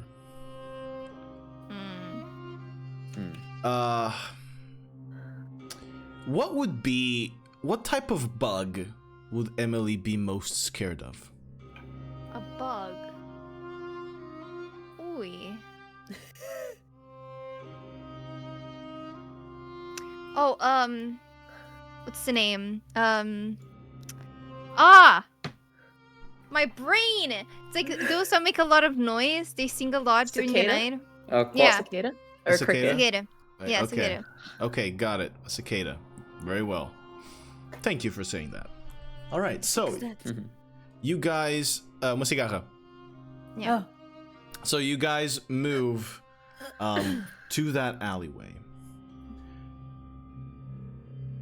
The people that are there, these sort of they seem homeless. They're swinging back and forth. They barely even acknowledge you. And right at the center of that alleyway, you see a small statue, about the size of a halfling, of a woman cradling a vacant space, just with her hands in this cradling position. And it is kind of embedded upon the walls of that alleyway. There's kind of like a dug out space where she is. There are crates spread about. The smell of piss is prevalent. And the statue itself is cracked and it's broken in certain places. And that little cubby where it sits has been defaced. And the stone on it seems to be also falling. There are markings of obscenities and of just a general angry sentiment towards the world around that place. But the statue's there. What do you do? Is Omar still with us? Omar still is with you, yeah. I was gonna ask if he could identify if there was anything that might, like, if there's anything around that might indicate Sargon was there, or if he like recognized anything. All right, let me roll an investigation check for him. He rolled a 4. He has a decent bonus, so he goes. Can we help him? Oh, you want to give him advantage, or you want to roll yourself? I want to help him. All right. He rolled a 10. That's better. That's an improvement. He searches around the place and he goes, I don't know. I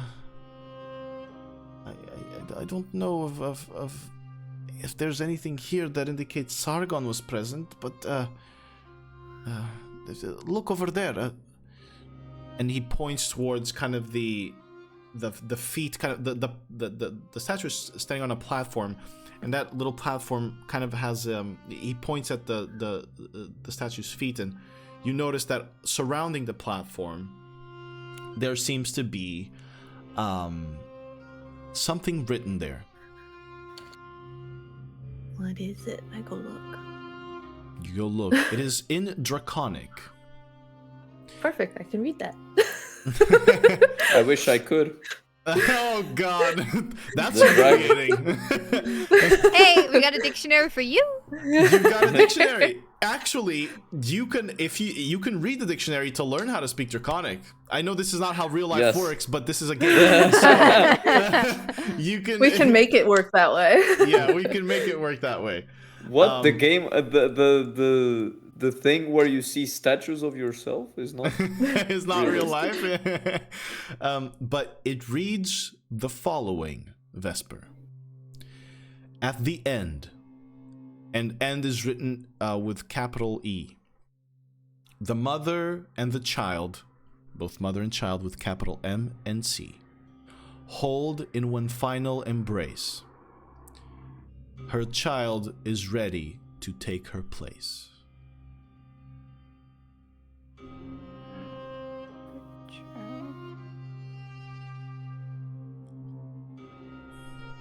So we know from what we read that the people throw a coin and a name in a paper. Correct. And they just put that there's a place to put the paper? They put it next to the statue and then that person dies. Immediately? You don't know. Capitals are EMC. That's yes. Okay. There's no squared there, nor equals. Oh. No math jokes today.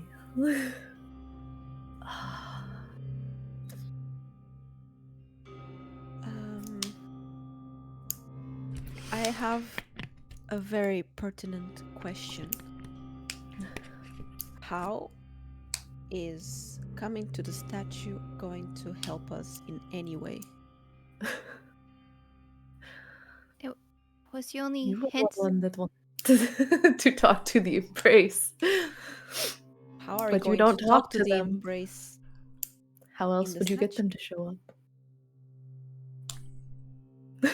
Emily. So we just put a name there? Emily, you recall something that you've read and that you've passed on information. It said on that book about myths and legends that praying to the mother will allow you to join the embrace. And then it had next to it, it said prayer, question mark, question mark. Yeah. As if he didn't know what the prayer was.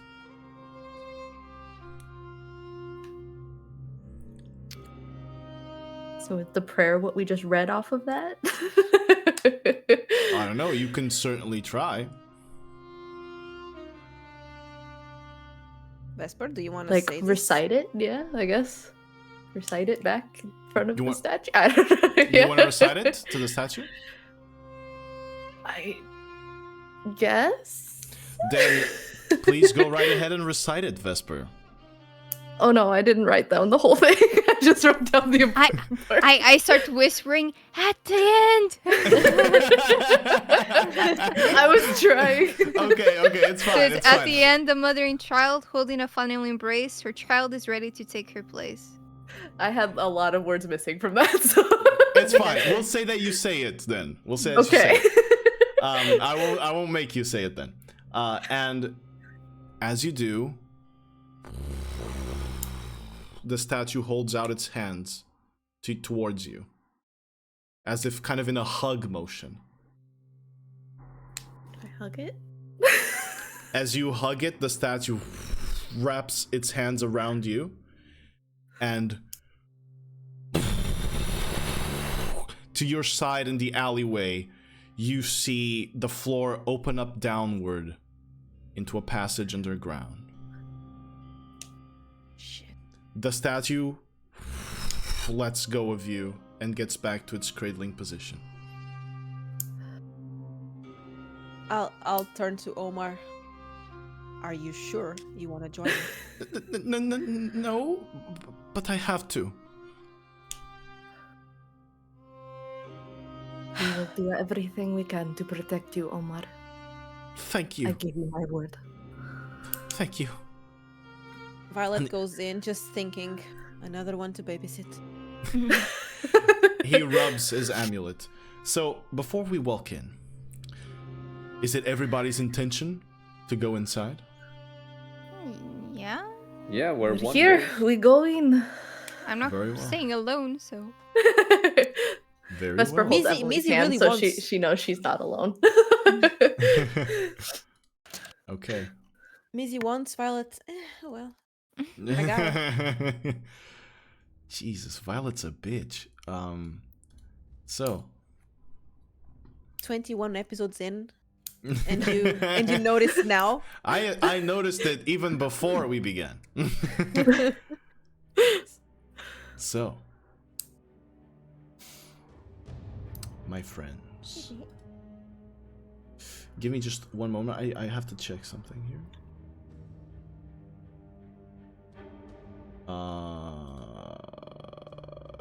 Sorry. This is an important thing that I'm doing. Bless you. D. Okay, alright. We're fine. So, as you walk down the stairs of the passage, daylight vanishes behind you, and you are greeted by complete darkness. I just want to Violet- say that yeah. Violet is always ready to. Hiya. I thought you were gonna say, I just want to say that Violet has dark vision. I have dark vision and blind sight. Yeah. I can't see shit. But as that darkness takes over and the passage kind of closes behind you, Omar immediately throws up a light spell on his amulet, shining light in front of you. Cool. And it reveals... He's smarter than me. And it reveals repeating statues, like the one you found before, citing a tunnel that moves just straight forward. Just the same statue over and over again. You On continue both walking. sides? Both sides. Okay. Vesper readies her staff. Alright. Do they are exactly the same, or there Exactly is the any same. different? Okay. Seem to be exactly the same. Do we see an end to this hall or no? No. Not from where you stand right now. Even with my dark vision. Even with the light. You don't. Can I look for traps? You sure can. I would like you to roll an investigation check for me, please. I will. Me help too, her. please. All right, so this is I confusing. mean, how much do you have? I Let's only have a do you plus have? 1 on investigation. Oh, I yeah, will help same, Vesper. same. Okay, then I'll give you advantage. Oh, All right, alright. you can give her guidance if you want to. Oh yeah, I got it. Okay. That's okay. That cantrip that is like really spammable in Baldur's Gate 3. Yeah, that you should always use. That I used in the beginning of the episode. Yeah, true. The one they used in the beginning of the episode. All right, Vesper. Okay. Roll with advantage So and with then add a advantage. d4. Thank God for the advantage. Damn. And oh wait, that's Wait, it that's says the same. intimidation. Is it the same bonus? It's the same bonus, sorry. All right. Yeah, they're right next to each other. It's a 2 D4. on the D4. I mean, Alright. you can intimidate the traps. You'll intimidate the trap. Don't you do it! So this I'll is punch you. you punch a trap. Yes. Yeah, like punch a bear trap. Bad idea. But nonetheless, 13 total, right? You said the 2 on the d4? Yes, a 2 on the D4. You walk in front of them in order to search for traps, with Omar helping you with the light. It's not trapped. I'm gonna keep this check of yours for the rest of the way. Okay. You walk for a good few minutes in complete silence. It almost feels kind of longer than it should. It's unsettling. But there is one thing that you do notice. That fear. Your visions. Your thoughts that kept chasing after you, especially now in Vesper and Emily's case. But applying to all of you. They're not here. You don't find them in this darkness. You would expect that at the end of the light, you would see those visions again and again, because there's no shapes, and those are the first ones that come up, that have been coming up in your mind every time you close your eyes, but you don't feel those. The tunnel opens up into a larger chamber, with a walkway that crosses a seemingly shallow pool of water in which pillars, or from which pillars rise. Kind of like a chamber of secrets sort of visual, but not snake statues. It's pillars that rise with statues of that mother that you saw. It's the exact same statue. There's a door at the end of the walkway. What do you do?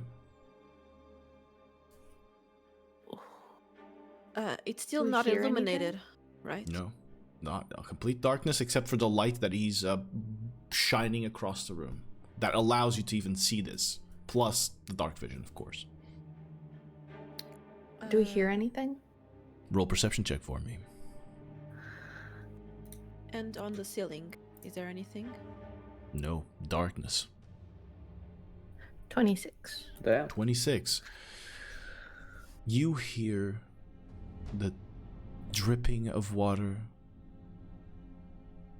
the sound of like almost these little cracks of the rock expanding, dilating with heat or contracting with cold. You're not sure.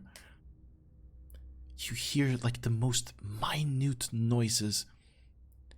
You hear Violet's hair rustling on her clothing. You hear Emily's lute making these almost unnoticeable sounds as she moves it on her back. You hear Hashdrow's armor, like the inside of his armor, the cloth in his cloak or in his that's beneath the armor kind of rustling against his draconic scales. You can only hear these minute noises because down here there's just complete silence, and you imagine if that's what death sounds like. Do we see any step marks? No. Omar, Yes? is there magic here? I think I remember this one. And he kind of closes his eyes for a second. Yes.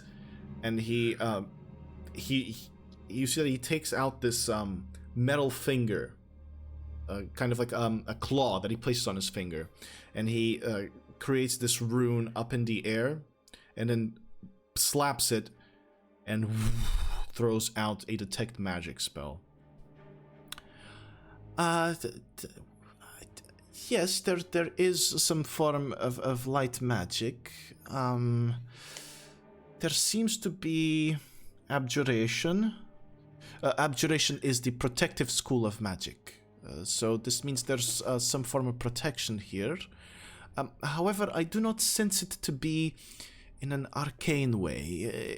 It almost feels otherworldly. Good to know. Thank you, Omar.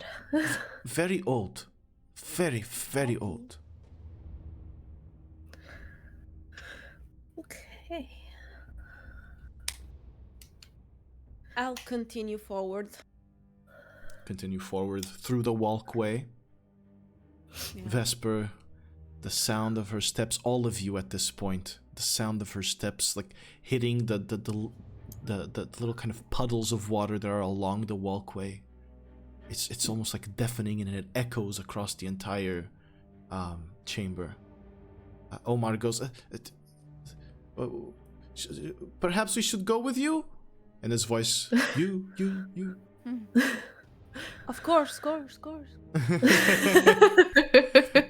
And While I walk, I'll just try to see where I'm stepping, Mhm. to see if there's any variation in the ground.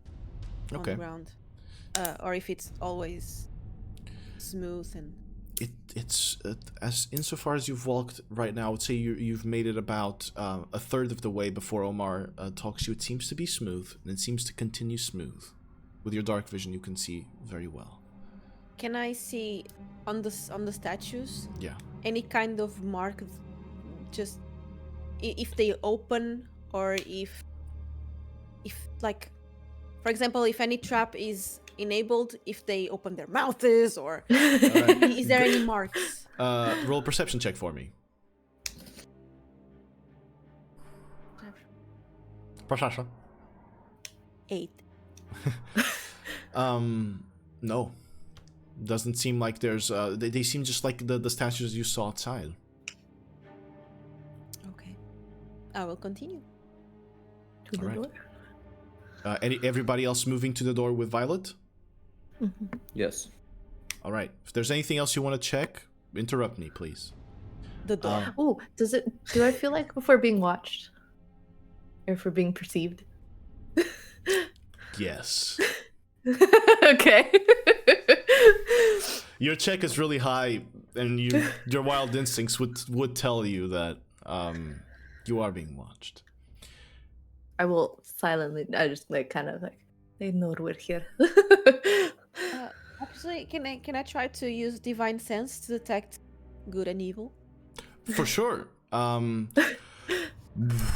You throw out this you expand your consciousness, your aura, relying on Meodref down here in this dungeon, in the middle of this darkness. This just little hint of radiant green spreads They might be across you. friends.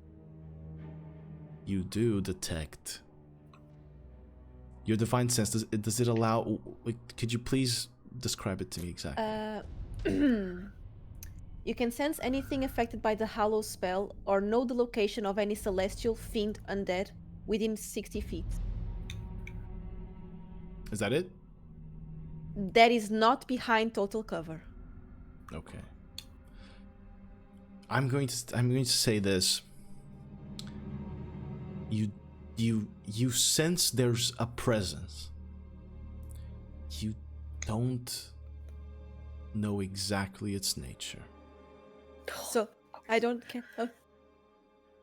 I can't Bless even you. sense if it's good or bad. Thank you. I'm going to have to. We're gonna have to add something to this. I need you to make a straight charisma check for me, because charisma is your spellcasting ability. I'm gonna use this one. Oh, fuck you. 11. You can't quite tell, but there's a presence. You walk to the door. I think that's the only place we can go now. All right. As you step, you could just take a dive in the water. Yeah. Just go swimming. I'm going, but Yeah. I'm looking behind. You know, I'm like Very walking Watching the well. rear. backwards to All look right. at the statues. Got it. Got it. That's very smart, Emily. Very smart. You reach the door. And as you do, a voice speaks into the chamber. A woman's voice. Somber, decisive, powerful. I'm gonna do my best woman's voice in those senses. Let's see.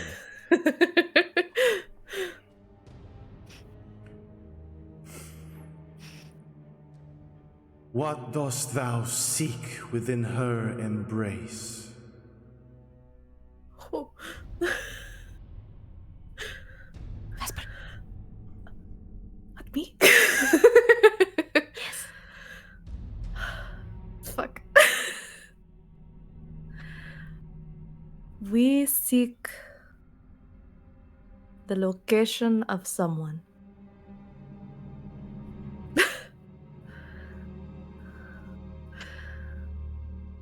Who? What was his name again? Sargon? Sargon. Sargon Virkis. Yeah, that one. I forgot his last name. Dost thou seek an audience with the mother, then? Yes. There's a moment of pause. And then the voice comes in again. The embrace doth continue the mother's work. Our touch layeth souls to rest, that the veil might be mended. And as the voice finishes, the light spell vanishes in Emily. As it wanes for just that moment and then flashes back, all of the statues are replaced by hooded individuals standing there, looking forward. There are dozens of them, as there were dozens of statues. And the door opens.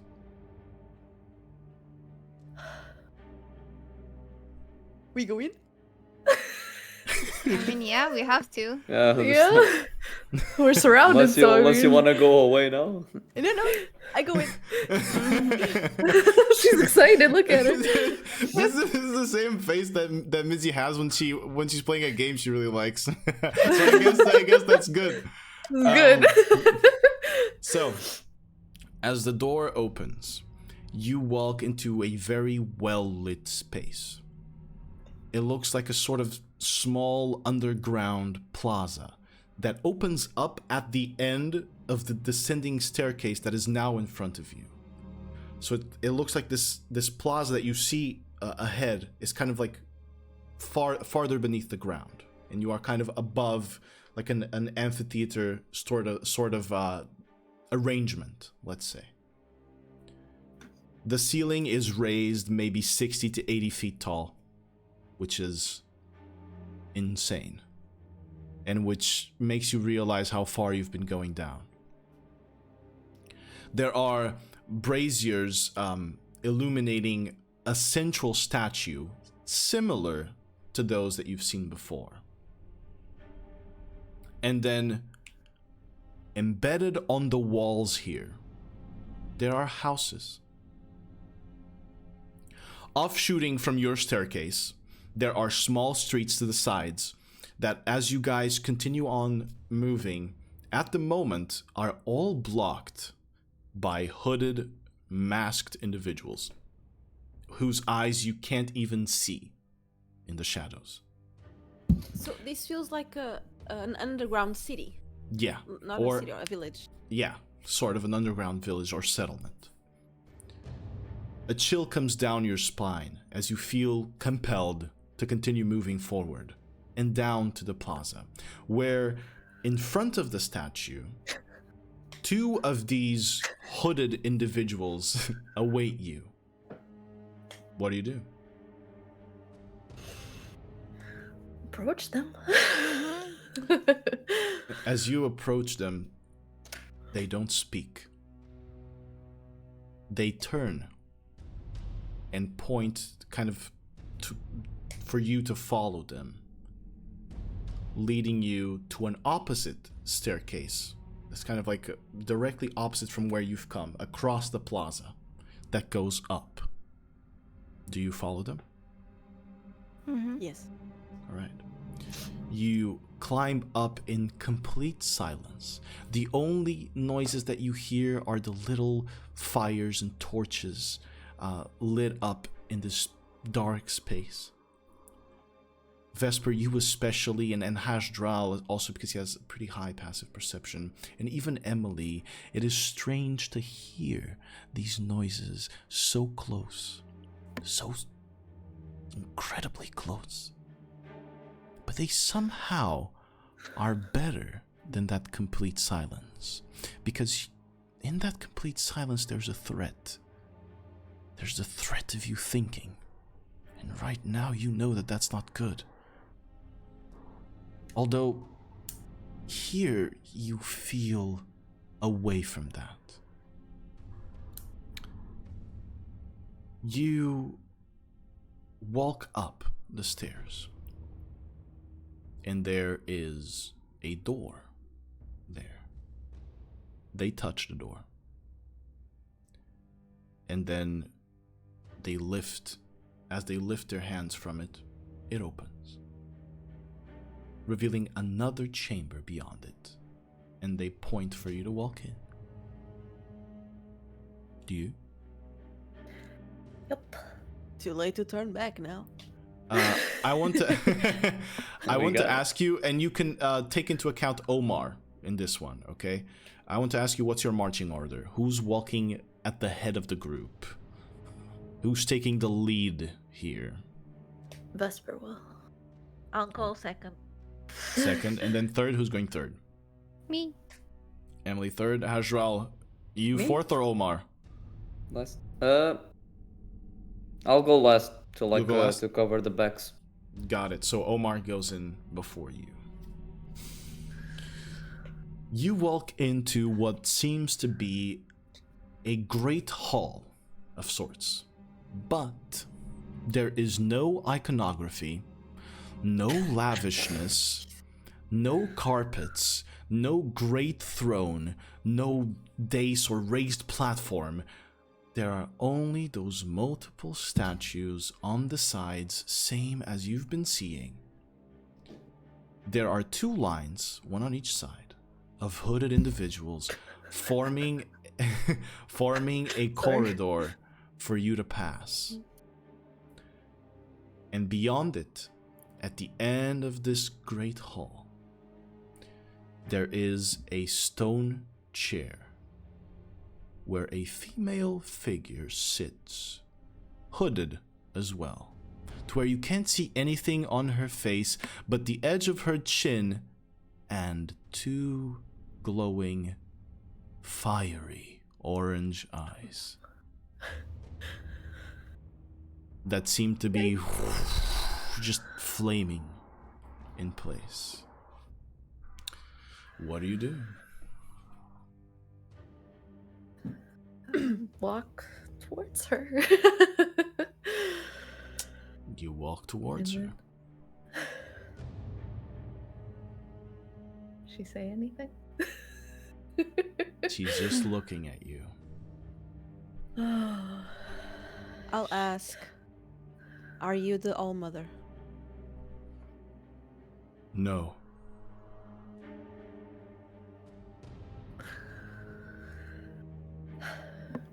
Well, shit. Should we That was easy. should we talk to you for answers?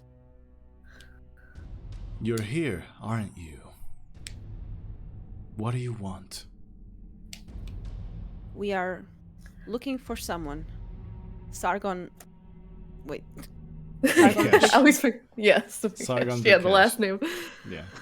Yeah, you just remember Sargon because Sargon these, right? Sargon these. Yeah, it's just The rest of it just disappeared. the woman's eyes kind of flare a little bit more, and in this silence, aside from the braziers and the torches in the room, you hear the fire in her eyes. We have your friend. His mind is close to its breaking point. Death would suit him better. Can we know why do you have him? Because death would suit him better. Then what? You. He has come searching for us. But his mind is broken. Or close to. Close to being shattered. Your friend is only the beginning. Death would suit him better, for death would suit the mending of the veil.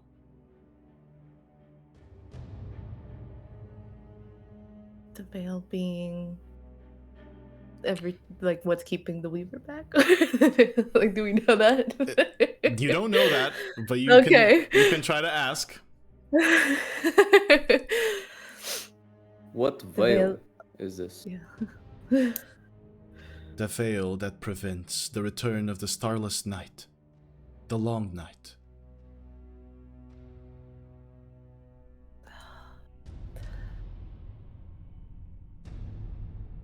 And that is what we have been feeling in this city.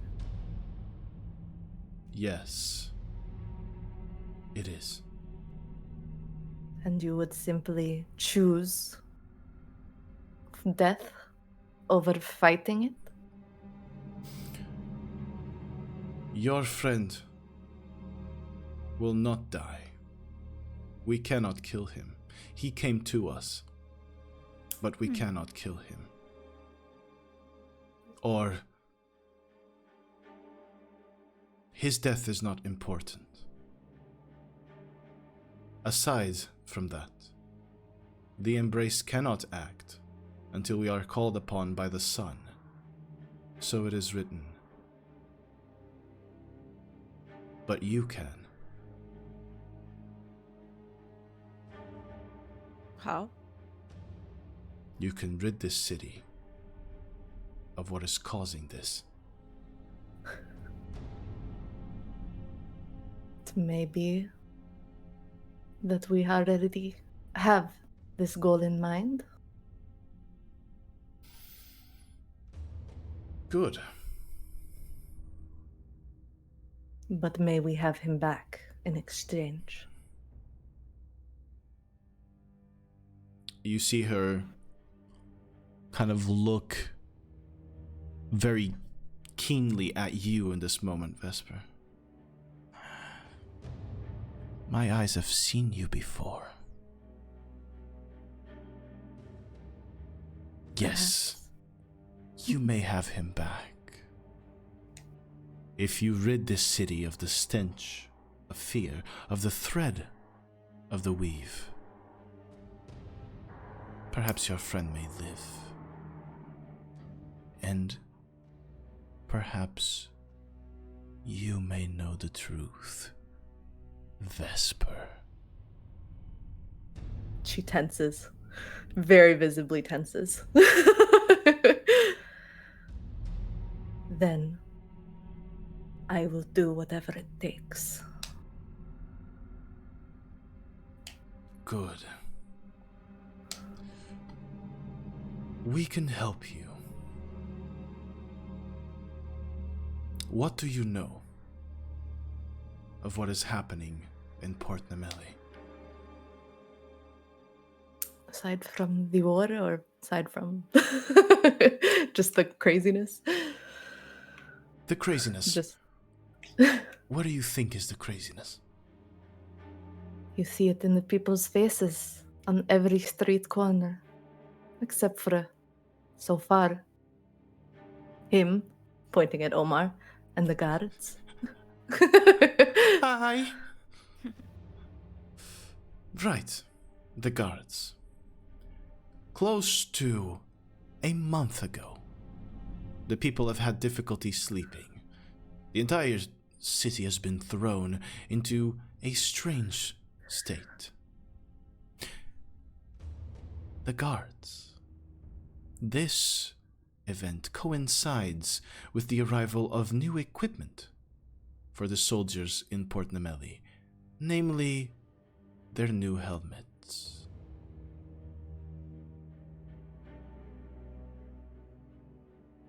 And these helmets are enchanted.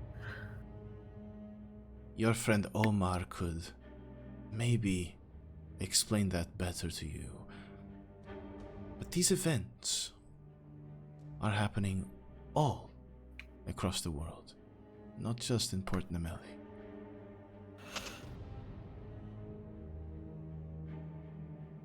In the free city of Pelindan, in its ruin, there is something brewing. Something that the world is not yet aware of. Well, not all the world. Maybe your friend knows. And you know. But we cannot act. Our hands are tied until the sun calls upon us. Who is the sun? We will only know when he calls upon us. Oh, fuck. I know a guy. I know the sun. This guy is called Soul.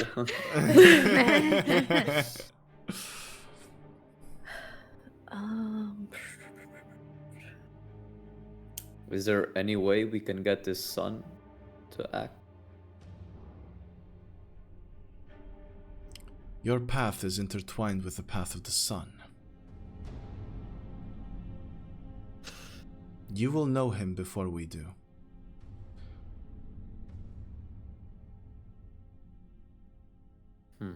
These helmets that the guards are wearing, they are being shipped in from across the sea? No. They were shipped in from the north. From Kerej Emaz, from Kad Ofera in Kerej Emaz, by the Azure Estate. Ah, fuck. Those. That is not a name that we are unfamiliar with. And you knew about this, I say as I turn to Omar. No? Do you perhaps know how these Azure State is connected with what is going on?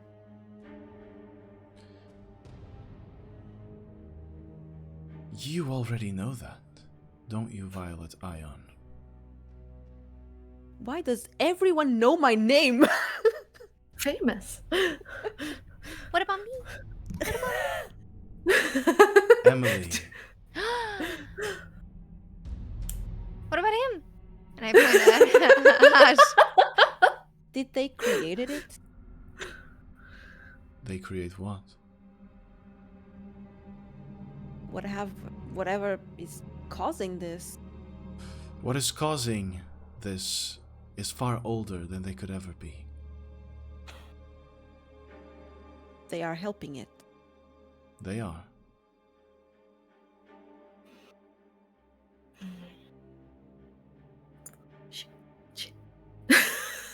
And do you have anything or any more information that could help us doing our deal? No. Fine. Nice. You already know everything that you need to know. Do we? Do you? I don't And know if I'm even here, so I don't know. Oh, bless him. And can we know who are you? I am the mother.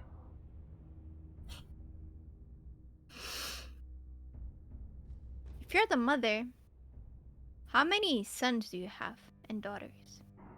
Children.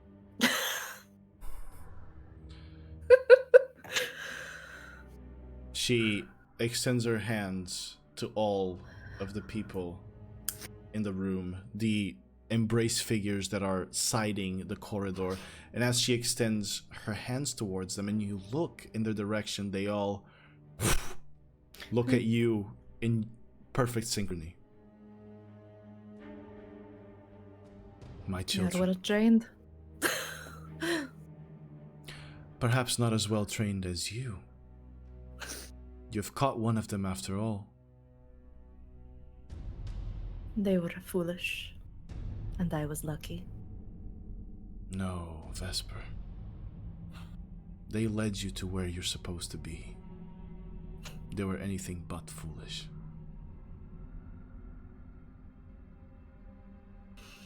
But I did not get the answers that I wanted. Tell me, Vesper, if you had gotten the answers, would you be here now?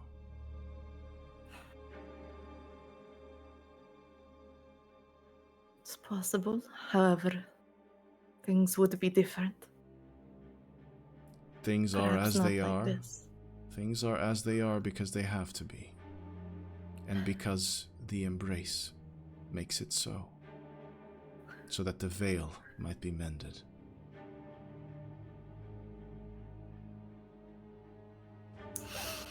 We made a mistake before, and it is our job to correct it.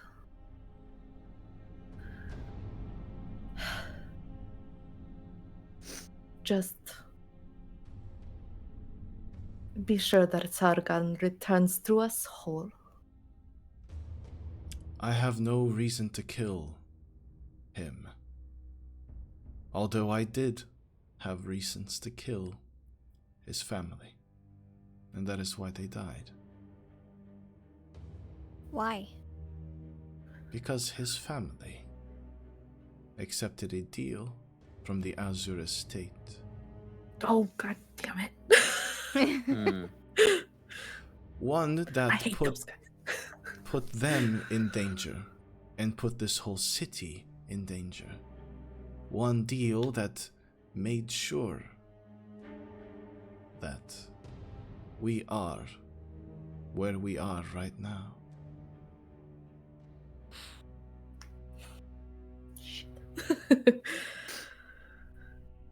Can we know more about that deal? What do you want to know about it? What was the deal? The Azure estate gave money to the Virkesh family to build a new temple, to add to the Zenith.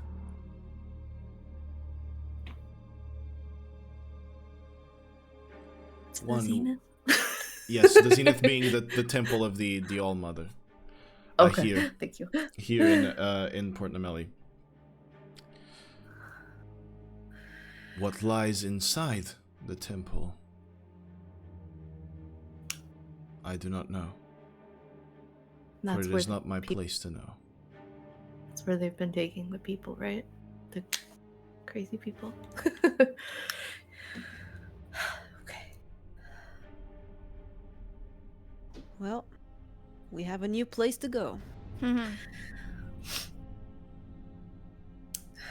All right. Your information was valuable. Of course. We shall uphold our deal. Do you know where to find me?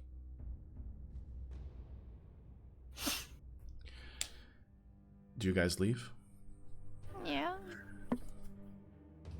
Can I get a rundown of everybody's passive perception, please? 19. 17. 18. 14. Hasdral and Emily. As you are leaving, you see the eyes on the mother shine brightly. And they do emit some light.